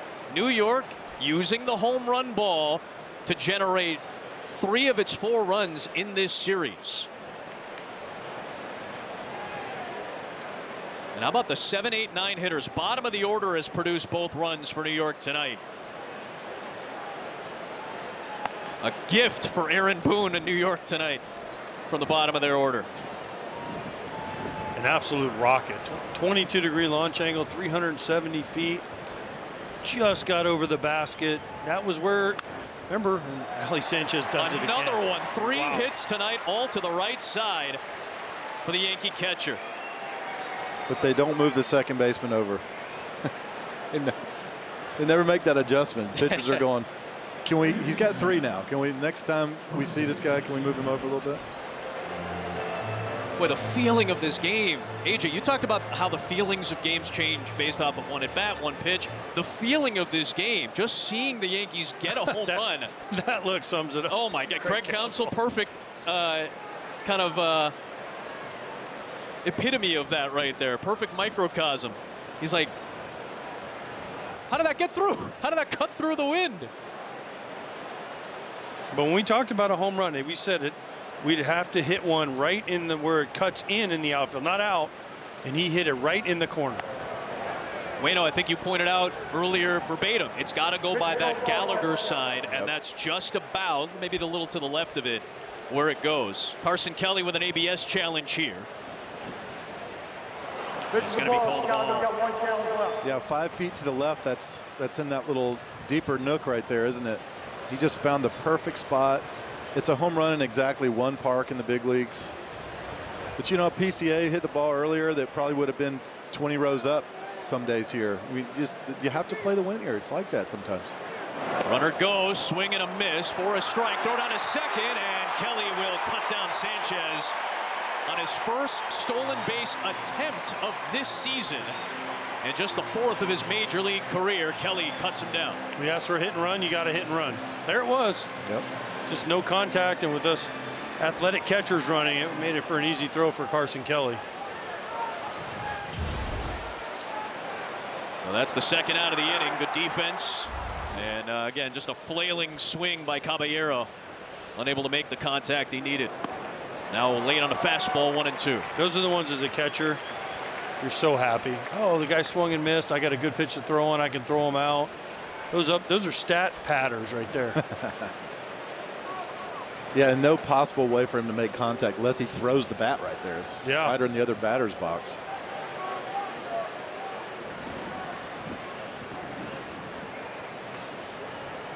One and two on Caballero, who had the RBI single to tie the game at 1 in the 5th.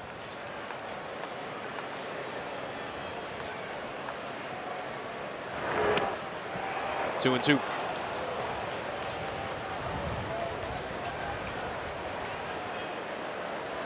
We have played almost 16 full innings at Wrigley Field this weekend.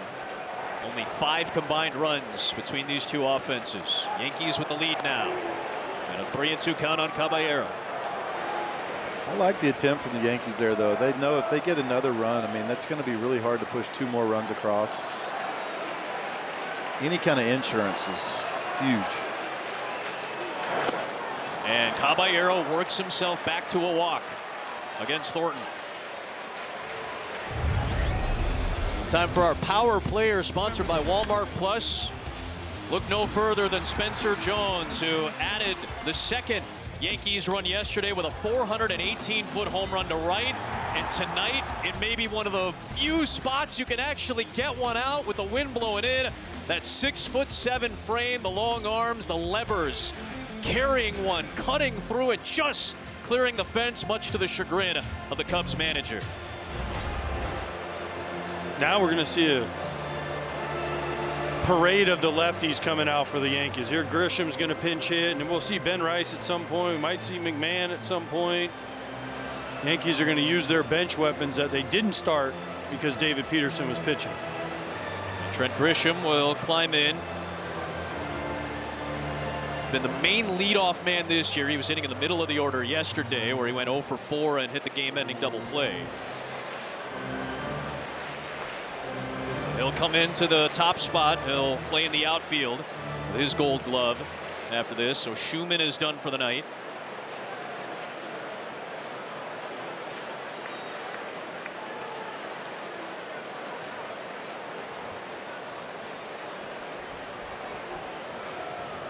Cubs scored first in the first without a hit.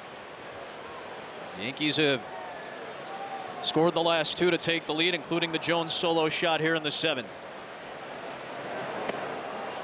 Close pitch, Grisham takes.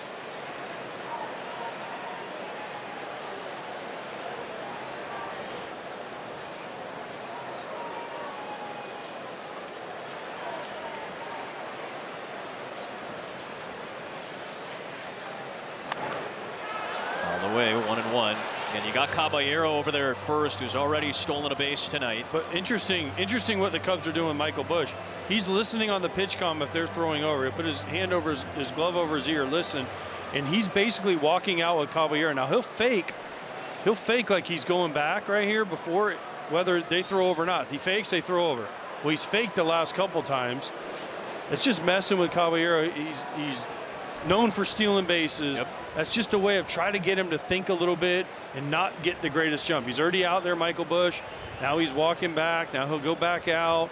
So they're just trying to mess up his timing over there. Now Caballero goes. Kelly throws down to second. Into center field. Not far enough to advance Caballero further, but that is his second steal of the night. Now 27 bags lifted on the season for Caballero. He's got a great jump right there. A huge lead. He had already picked off once. It was just everything was in his favor right there. Yeah, but that's the one as a catcher. Remember when you throw out the other catcher stealing? That's not a stat pattern. No, that is the opposite. That's the ultimate challenge, or one of the ultimate challenges here with Caballero. Cruz is ready. Swing and a miss on that fastball from Thornton, 2-2. But if you notice, that one Busch didn't go out with him. Yep. Busch did the traditional, I'm going to hold the base. Caballero thinks, oh, I can get a better jump now. He's not walking with me. What is he doing? Steals it pretty easily.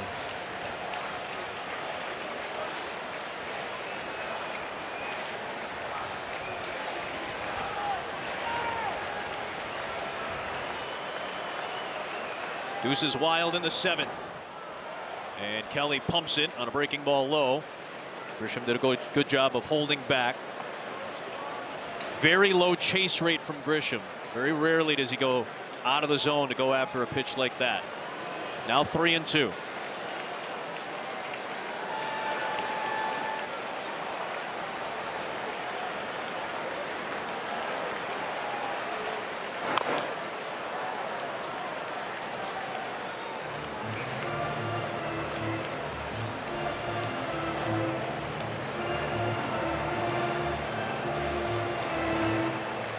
Yankees started their year 36-23 through May before the injuries really started to take hold. Since Judge went down, they're a game over 500.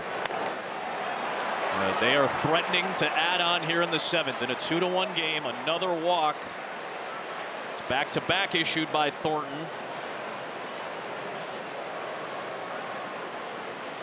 And now Paul Goldschmidt will counsel the tension rising a little bit here in a tight game.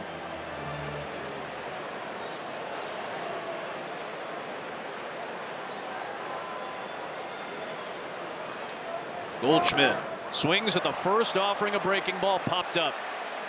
Bush navigating the wind. He's got it, and the inning is over, but Spencer Jones continues to stroke it here in Chicago. The frustrations from Thornton.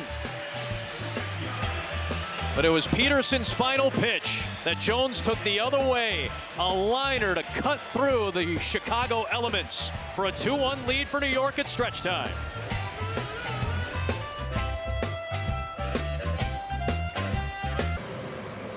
In your farm system, if you want to acquire the services of Tarek Skubal, all these teams outside of the Cubs and the Yankees are also thinking about bringing him in. These are the other teams that are very much candidates for the 2-time Cy Young Award winner, who had an emotional outing in Detroit earlier this week. Nico Horner facing the new right-hander, the 36-year-old Fernando Cruz, the most used right-hander in this bullpen.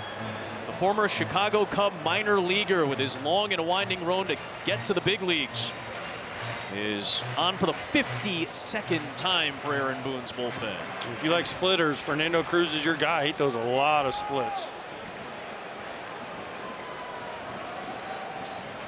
Trying to protect the lead. Good movement on that pitch, but it misses inside. You got defensive changes behind Fernando Cruz as well. You got Trent Grisham, who took the spot of Schumann in the order. In the leadoff spot, he'll stay in center field, sliding Spencer Jones into left.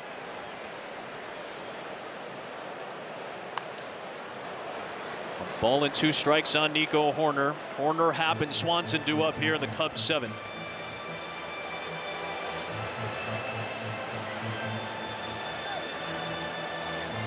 I think the Brewers are going to go after Skubal. They've got one of the best farm systems and one of the deepest farm systems, so that would certainly be appealing to Detroit. The 1-2. I think the Brewers, which probably means the Dodgers, are going to end up with Skubal. Well, that seems to be the prevailing thought. Ken Rosenthal, you can add on to it. Adam, it's really difficult to know exactly what's going on, but today the Tigers began engaging teams more seriously. Obviously, you would expect that with the deadline 2 days away. The Dodgers certainly are one of the teams lurking. The Brewers have been involved in this. Reported yesterday that the Brewers would be willing to take on the entire remaining salary. Nico Horner, one swing to the corner. It is a foul ball.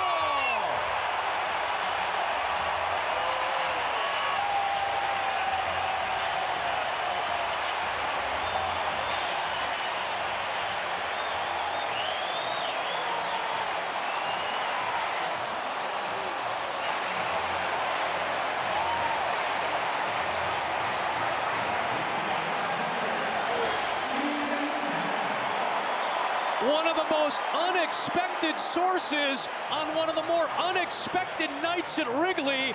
Nico Horner goes yard to tie the game.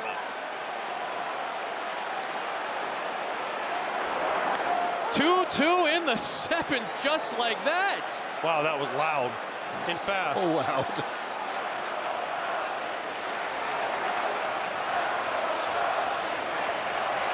Here's Happ turning around to bat lefty against Fernando Cruz. And suddenly Wrigley Field comes to life after a shocking Horner swing to cut through that wind and line it just fair and left. That's the height, like you said, AJ. Low. Can't get higher than that and get out of this park today. 2-1. If you're going to hit one, it's got to be low like that. And Nico Horner watched Spencer Jones do it, and he did the same thing. Back to Skubal, though, I'd love to see the Brewers or the Rays get him. Yeah. That'd be so. You go Mizorowski, Skubal, Kyle Harrison. That's a pretty good 1, 2, 3. Lined the other way by Happ. Jones waiting for it, and he makes the catch for out number 1. Nico Horner interrupting Ken Rosenthal to tie this game. Again, in one of the few spots you can hit a homer tonight.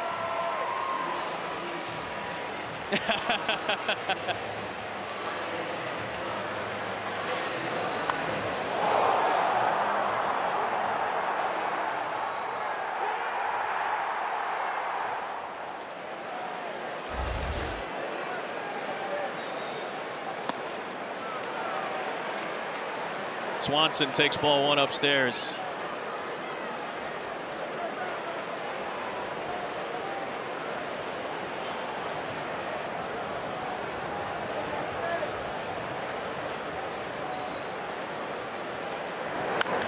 On the bouncing ball, that's a fair ball.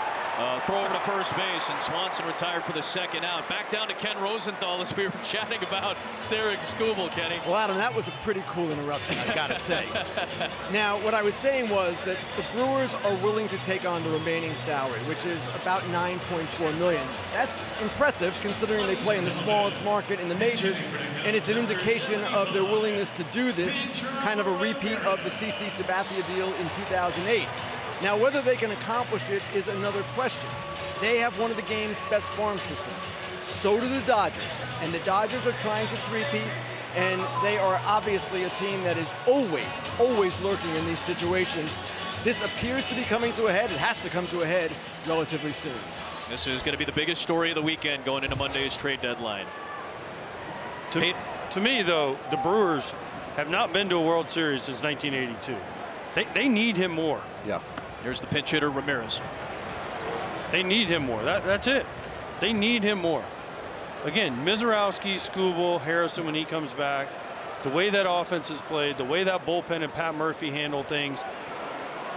Can you imagine the excitement in Milwaukee if they go out and get Derek Skubal? It'd be quite the coup, it feels like. Considering the big market teams that certainly want to acquire Skubal. The last big pitcher they went out and got, if I'm remembering, was CC Sabathia. Yep, as Kenny was talking about. No wait. And that was a total game changer. But going into a series, like you said, AJ, with those 3 guys at the top, you can beat anybody. And good for small market teams. Yes. Yes. It's been a discussion with the CBA coming up at the end of this season, and negotiations between owners and the union. Ramirez standing in, a switch hitter, pinch hitting for Triantos here in the 9 spot. He started yesterday, the 22-year-old from a small town in Venezuela who made his major league debut in May. Just his 38th big league game. Nico Horner, his 2nd home run this week, has tied this game at 2. Fouled away by Ramirez. Oh, Peterson right there gives him a long, slow hug. And puts his head on his shoulder maybe and just says, dude, I appreciate you, man. Thanks for getting me off the hook, brother. Let me spit that hook right there. I'll sleep better now. Peterson right behind his second baseman. Yeah, Horner's hit 2 this week, but again, on a night like tonight, didn't expect the ball to really leave the yard, but Jones and Horner have done it in one of the few spots you can get one. Payoff pitch, fouled back in our direction.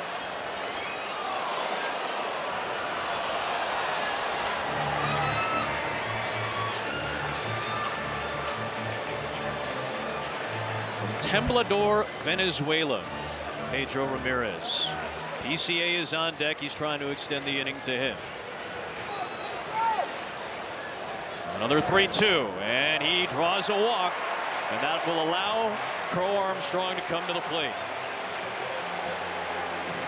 On a night where the elements have played a huge role in the game profile, how the pitchers went, Fried versus Peterson and Dudul, how the offenses have approached this game, suddenly the ball flying out on these low liners, and this game is tight into the late innings, something these two teams are used to.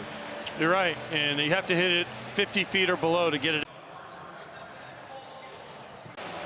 We're going to get Waino's thoughts on this game after the break. They're going to go ahead and go deeper into the bullpen. So Cruz is done. Booney makes the change in a 2-2 game with the potential MVP coming up.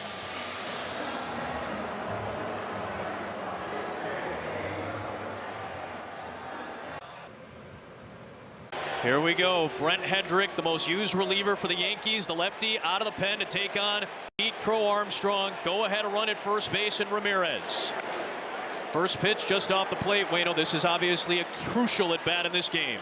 Yeah, and they brought in their trusted guy. He's been so solid this year, and then Cubs got their man at the plate. I mean, this is battles like this, pitchers duels. It comes down to 1 or 2 at bats a game. Comes back with a strike on the corner, 1-1. Hedrick has been so good for this excellent Yankee pen. 1 earned run in his last 23 outings. Crow Armstrong's power comes more against right-handers, but obviously he's hit both lefties and righties well.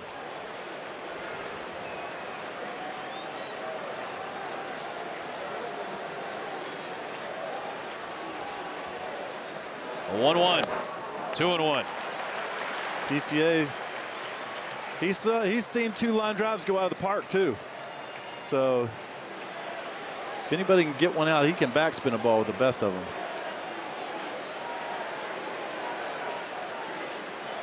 Out in front, 2-2. Big pitch by Hedrick on a slider. Nasty. I love the adjustment PCA made. He moved closer to the plate, which made the strike zone seem a little more real and honest for him. And then you get this pitch. Just bottom falls out of that pitch. That's why Hedrick's been so impressive. Into right field. That is down for a base hit. Crow Armstrong racing. Ramirez into third, getting the sign to come home. And this game belongs to the Cubs in the 7th now. It's 3-2. PCA delivers.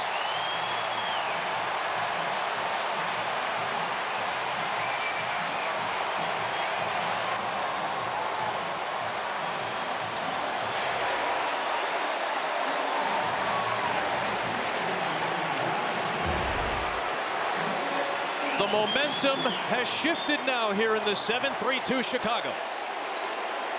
Little breaking ball. PCA just hits this off the end of the bat and floats it down the right field line. Jason Dominguez, not used to playing here in Wrigley. You cannot let that ball get by you no matter what. You have to play it off the wall, and that lets Ramirez score from first easily without a throw, and PCA's on third. That ball cannot, Waino, cannot get by you. Yeah, I don't think PCA's feet hit the ground all the way to third either. He was floating. It was the pitch he wanted to make. It might have been a little bit more plate than he wanted, but it was out there. Like you said, PCA just stayed through it. It sounded like he broke his bat. Knocked down by Sanchez. Now 3-0 the count.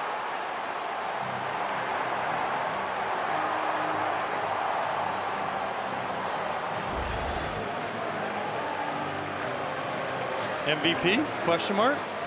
So they've been chanting. They were chanting that right before that RBI triple.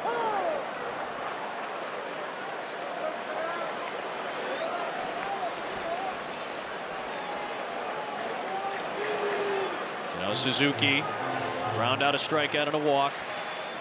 Another 3-1 count on Suzuki. Seen a couple of those tonight. But you know how we were mentioning him moving up on the plate? Suzuki golfs it foul. That allowed PCA to get that ball. He had just enough more, a little bit more plate coverage outside, and he caught that ball right off the end of the bat. If he's 3 or 4 inches farther away, that's a swing and a miss. By moving up in the plate, a la Anthony Rizzo did as a Cub, it gives you more plate coverage. And now Suzuki tacks one on. Crow Armstrong scores, and it's 4-2 Cubs. Suzuki on his way to second. He's in there.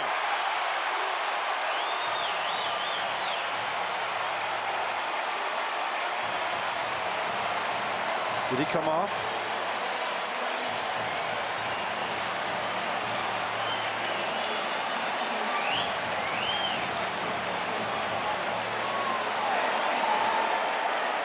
New York is challenging the safe call at second base. That's what Aaron Boone is thinking about, Wayno. Did he come off the bag after driving in the run? Did he get back on? Oh, the glove is on him while he was off the bag. Hold on. Does his equipment count because his shin guard is on the plate, is on the bag still? I'm wondering if it popped though a little bit. I think that's what the question might end up being. Now the Yankees are coming off the field after they see this. So it looks like that padding has just kind of popped up into the air with Jazz's glove on Suzuki. So he is out. It's an RBI single. The run does count, and the Cubs with a 3-run frame, starting with a Nico Hoerner solo home run cutting through the wind. And then they manufacture a couple of more with Hoerner and Crow Armstrong responsible for a couple of key runs. Suzuki drove in another, and the Cubs have the lead to the 8th.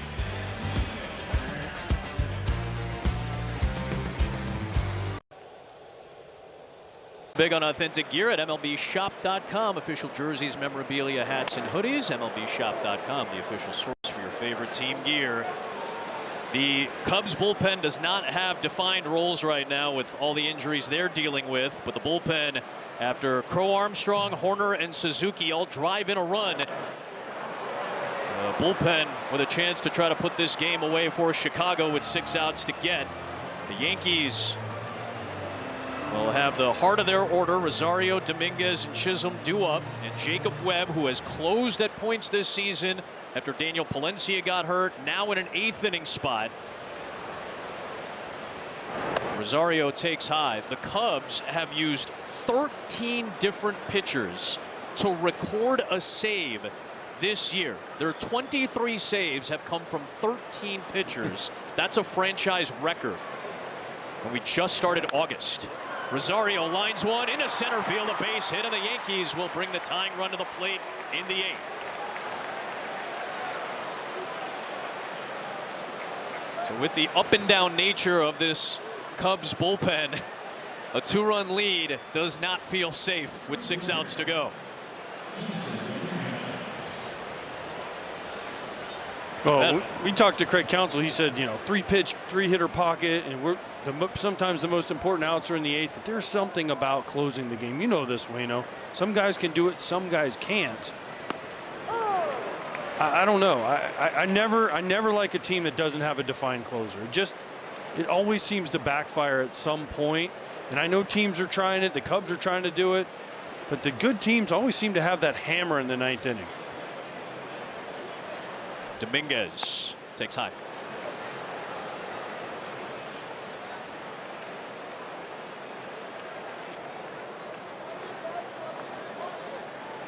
So many pitcher injuries for the Cubs. The way the Yankees are dealing with it on offense, the Cubs are dealing with it in their pitching staff, both starters and bullpen. Dominguez with a little cue shot roller foul against the shifted infield, 1-2. Ken Rosenthal not only reporting on various goings-on in this game, but around the league. What do you got, Ken? The Atlanta Braves have made a trade. They are going to acquire from the Kansas City Royals the outfielder Lane Thomas, right-handed bat, kind of in demand, and the left-handed pitcher Bailey Falter. Hey, Lane Thomas has had some big swings in the postseason the last couple of years. Dominguez takes low. Bailey Falter has pitched in the postseason as well for Minnesota a couple of years ago. Interesting. Not the big names, but their filling needs, and the Braves striking early. 2-2 on Dominguez. Line shot towards the corner, but foul. When I heard Kansas City, I thought Michael Wacha. Yeah, that's he's out there. Another guy with plenty of late season experience, as you know, Wayno. Can we tell Kenny though, don't tease us? Late I tried not to give you like the guys. We have huge news. Yeah. I didn't want to put you guys into a spot. Stop teasing us, Kenny. In the air to right, Suzuki. He will call out PCA. There's the first out of the inning. Kenny, again, we're being very cautious with you, Kenny, tonight. Adam, we're doing our best down here. And Adam, Wainwright, we can't do fiction, man. It's fact time. Yeah, no more right. making up trades. No more this team matches up with this team. It is go time. Facts. Oh, my gosh. It's that time of year. Less than 48 hours away from the deadline. Here's Chisholm. 1 out, 8th inning. Yankees trying to get a little rally going against Jacob Webb. There's a strike. He can't challenge. He's wanted to challenge. Yeah. He can't. The Yankees are out of challenges with which to work, and Jazz frustrated. Well, Jazz is one of the worst challengers in the league. Yeah. Yankees probably are like, we're out. You can't challenge. There's a strike again. He would have been right on that one. I just always wonder when umpires know the team's out of challenge, if they're, especially a veteran umpire like Ron Kolpa, he's thinking, oh, I can call whatever I want now.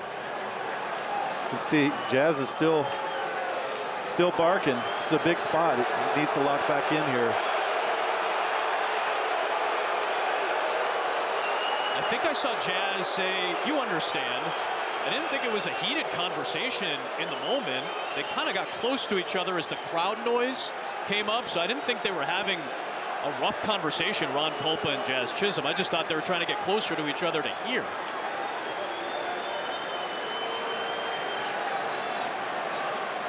He got me once. Ron Kolpa, the crew chief and home plate umpire? Oh, yeah. In a perfect game. Ah.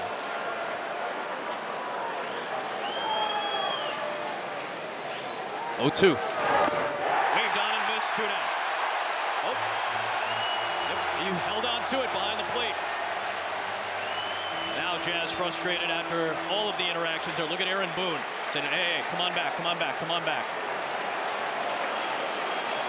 Now 2 away in the 8th inning in a 2-run game.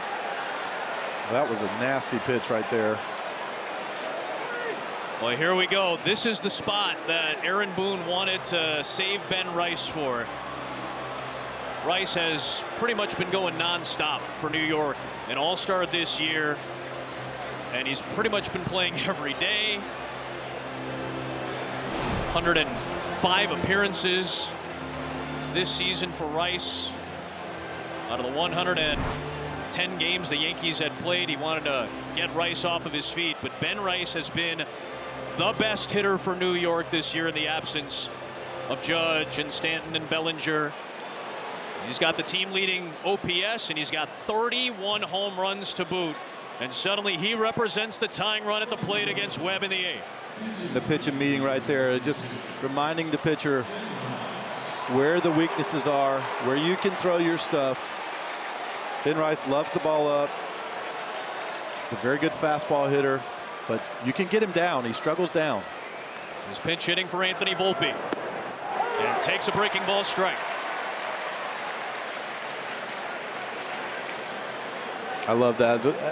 Off the bench, a pinch hitter doesn't want to see a breaking ball first pitch. I never felt like they did.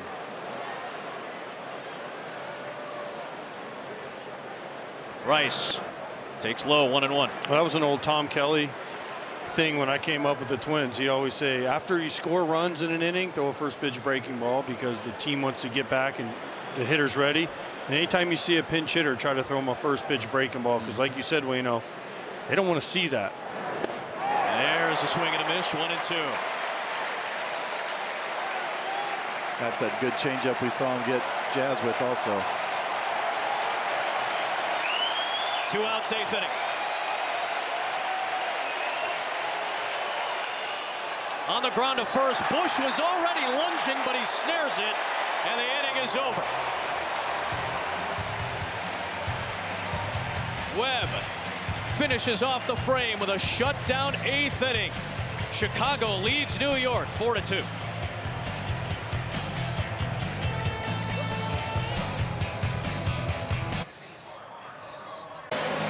Stream every out-of-market MLB game, plus MLB Network 24/7 for $94.99. Blackout and other restrictions apply. MLB.tv for details.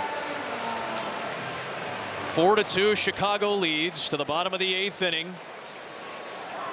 Heart of the order for the Cubs. It's Bregman, Kelly, and Bush due up. And the flame-throwing former Chicago Cubs prospect Giovanni Cruz, who's back up with the big league club after Camilo Doval was dealt to Pittsburgh earlier today. Cruz, who was signed by the Cubs in 2016 as an international free agent, and made his major league debut with the Yankees in May, coming out flame-throwing. This guy's got a heavy fastball. How fast did you say he threw, AJ? A bazillion. A bazillion. Threw 99.8 in his major league debut. That was the average, by the way, velocity. So that means he topped 100 a couple of times. It's easy. He's throwing balls to the wrong guy, though. And Bregman. Yeah, Bregman's just up there going, take 4 and go to first. Yep. Well, Yvonne Cruz is trying to keep this game where it's at. In the top of the 9th inning, Jones, Sanchez, and Caballero, the bottom of the order, which has done well tonight, is due up. There's a strike. The other question is, to whom do the Cubs turn? Is it Aaron Savale again, who had a save earlier this week? Became the 13th different Cub to record a save this year. Bregman, 3-2. Bregman might have been saying 4 before 3 here. Yes. Well, he also sees 99, 100, 101. The excellent defender Ryan McMahon comes in at third base, moving Caballero to short. Volpe done for the night after being pinch hit for. And Bregman with an excellent eye, didn't take the bat off the shoulder and gets a base out of it. A leadoff walk issued by Cruz. That's got to be tough. You're making your big league debut this year. And by the way, you got to face Alex Bregman, who will not go out of the strike zone. He won't swing it 1 inch off the plate on either side.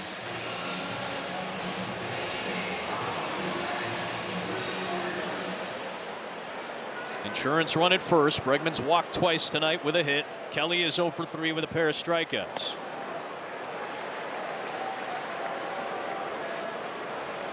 You know the game might be a little odd on any night, whether it's blowing out or in. But when the wind is a factor at Wrigley, you might have an interesting game on any given night. It's been an interesting game tonight. Twists and turns. Cubs score without a run against Freese in the first. Peterson and Fried had a great pitcher's duel in their outings tonight. But the bottom of the order gets the tying run. Cubs leave Peterson out there a little bit, and he gives up the go-ahead home run to Jones. Nico Horner, an unexpected source on an unexpected night, gets the game-tying home run. Cubs add on 2 more. Now you're getting into the chess match of the late innings, and Craig Counsell has the veteran lefty Caleb Thielbar getting ready for a potential save in the top of the ninth. Well, that's because of where the Yankees are in their order. Spencer Jones, lefty leading off. Ali Sanchez, they're not worried about him as much as when you get back to the top, you have the lefties again in the opportunity with McMahon now in the game, Austin Wells, who they don't want to see for Sanchez.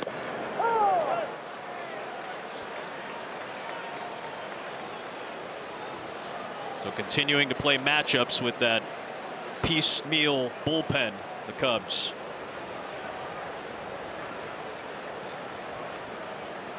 Cruz to Kelly. Fastball punched into left center field. He muscled that out there, and Bregman's looking to go first to third. He will.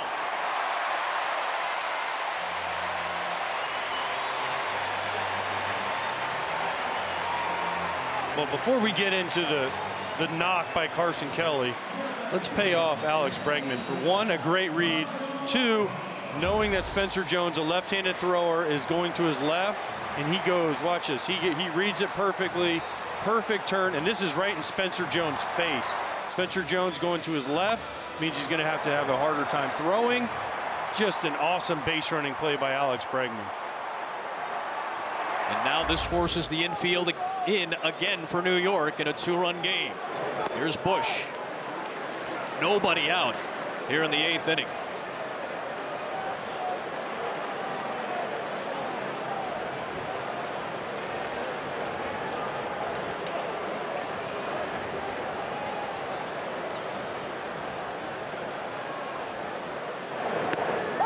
And their first strike from Cruz. Nice little slider to mix in with the fastball.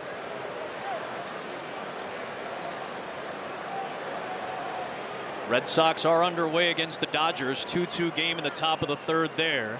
Yankees have the lead on the Red Sox for the top wild card spot. They're chasing the Tampa Bay Rays, who are in action against the White Sox. Rays got a 1-0 victory over the Southsiders today.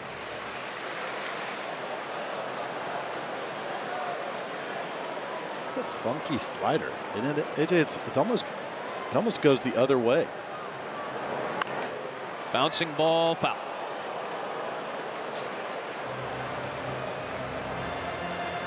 It's funky because it's short, it's quick, and it goes straight down. That's why it's funky. Yeah.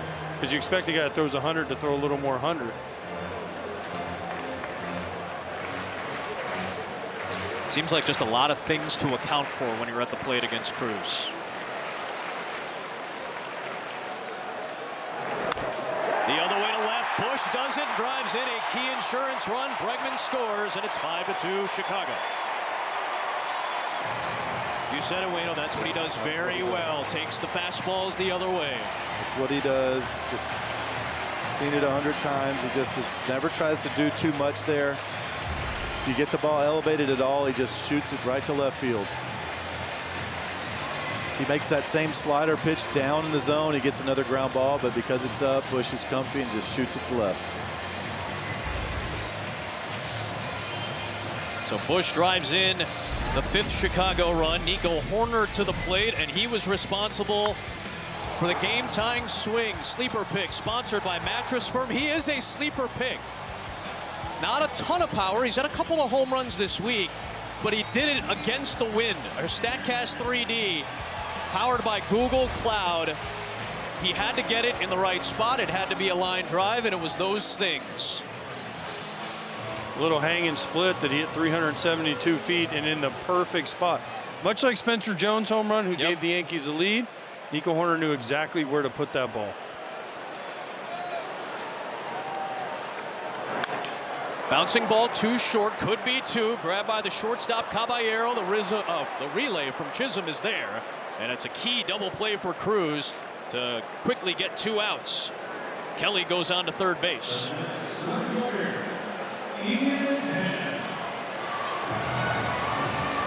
And again, I want to talk about Alex Bregman's base running, because that changed the entire at bat for Michael Bush. If it's first and second, that's a different at bat than when it's first and third. Your mindset as a hitter is completely different. When you look up and say, all I got to do is get a ball to the outfield, put a ball in play, we're pretty much scoring a run.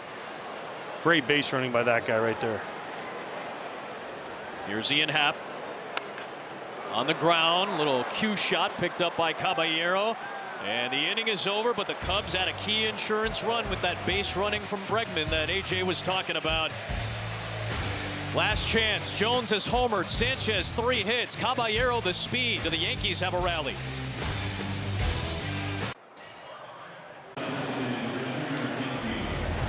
Time for our Indeed player resume. As we go to the 9th in Chicago, it'll be Caleb Thielbar trying to record a save. 13 different pitchers have recorded one this season for the Cubs. Thielbar is out there. Spencer Jones, lefty-lefty matchup to start the top of the 9th inning, and he'll take ball 1. Thielbar, a veteran left-hander, back with the Cubs. He's got a couple of saves this year. David Bednar has as many saves individually as the Cubs have as a team. So to think about how many players have had to corral those saves is fascinating when you compare the two teams. Jones had the big home run opposite field. And now he pulls one on the ground into right field to start off the Yankee ninth. The bottom of the order has been a saver for New York's offense this evening. And now you get Ali Sanchez, who was 3 for 3. Yeah. If I'm Nico Hoerner, I'm moving to the. Yeah, but everybody move over. You got this is what the pitcher and catcher in the booth were talking about earlier. They go, Jeez. If we're the defense, why would you not move Nico Hoerner over? Well, surely he won't do it again. Well, if he does it again, the tying run will come to the plate for the Yankees. There's a breaking ball strike to Sanchez. That's Thielbar's pitch. He's been known for his entire career as that big breaking curveball. 39-year-old deals and Mrs. Lowe. Long time with the Minnesota Twins, South Dakota native. He's been a good strikeout pitcher this year. 42 strikeouts in 32 innings of relief for Caleb Thielbar this year. Other guys had a long and winding road, had to go through the independent ball circuit to get back to affiliated ball and eventually back to the big leagues. A key left-hander the last couple of years for this Cubs bullpen. A guy who averaged 23 points per game in basketball in high school. That was an athlete coming up, and he's still doing it at 39 years of age.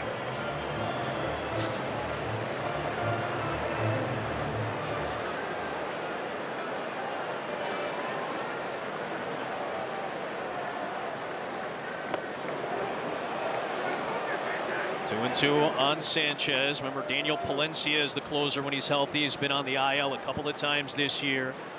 Jacob Webb got the 8th inning tonight. Got a bunch of guys in the back end trying to fill the gaps. On the ground to short. Swanson, corner, Bush, 2 down.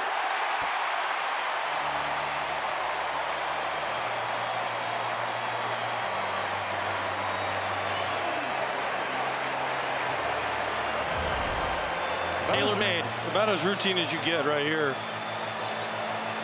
Little curveball off the end of the bat. He did something he hadn't done his first 3 at-bats. He got big. Tried to pull it, and it's perfectly played. 6-4-3. Here's Caballero, the last chance for New York. Fouling it back, 0-1. Got into the press box to our right. And not one of those reporters even tried to make an attempt for it.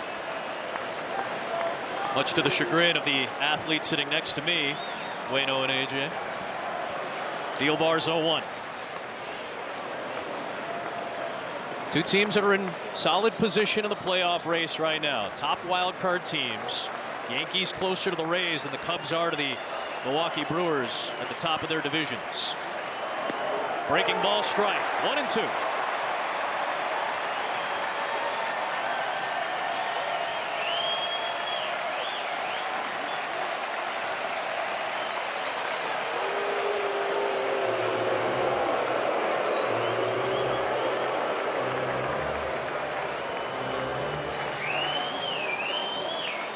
Garrett Cole against Colin Ray tomorrow afternoon at Wrigley. 1-2. Fouled away.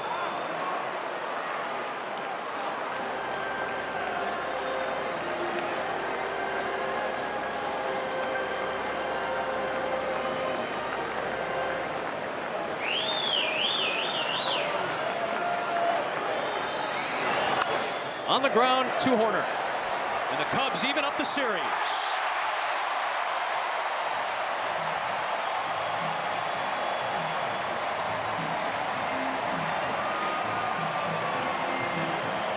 What a performance, pitching performance from both David Peterson and Max Fried. The bullpen for the Cubs just a little bit better tonight. PCA with the huge hit. That's why he's in the MVP conversation. Just a well-played baseball game. Wind blowing in, not a ton of offense, enough for the Cubs. Seemed like it's a potential October kind of feel to me. There was big-time pitching. Both guys stepped up and made pitches when they needed to. Timely hitting. They fought some line drives under the wind. It was great. I loved it. This was the crowd was rocking. Great baseball game. Entertaining ball game with some unique twists and turns, whether it was the weather, whether it was the home runs, whether it was the late inning bullpen mixtures. It's a 5-2 Chicago victory over New York. They'll play the rubber game tomorrow afternoon.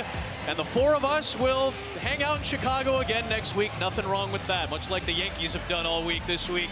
We'll be on the south side next week for the top 2 teams in the American League Central. The White Sox and the Guardians will have regional coverage with the Orioles and Rangers and the Tigers and Giants. You can check your local listings for the game in your area for Baseball Night in America next Saturday night at 7 Eastern on Fox.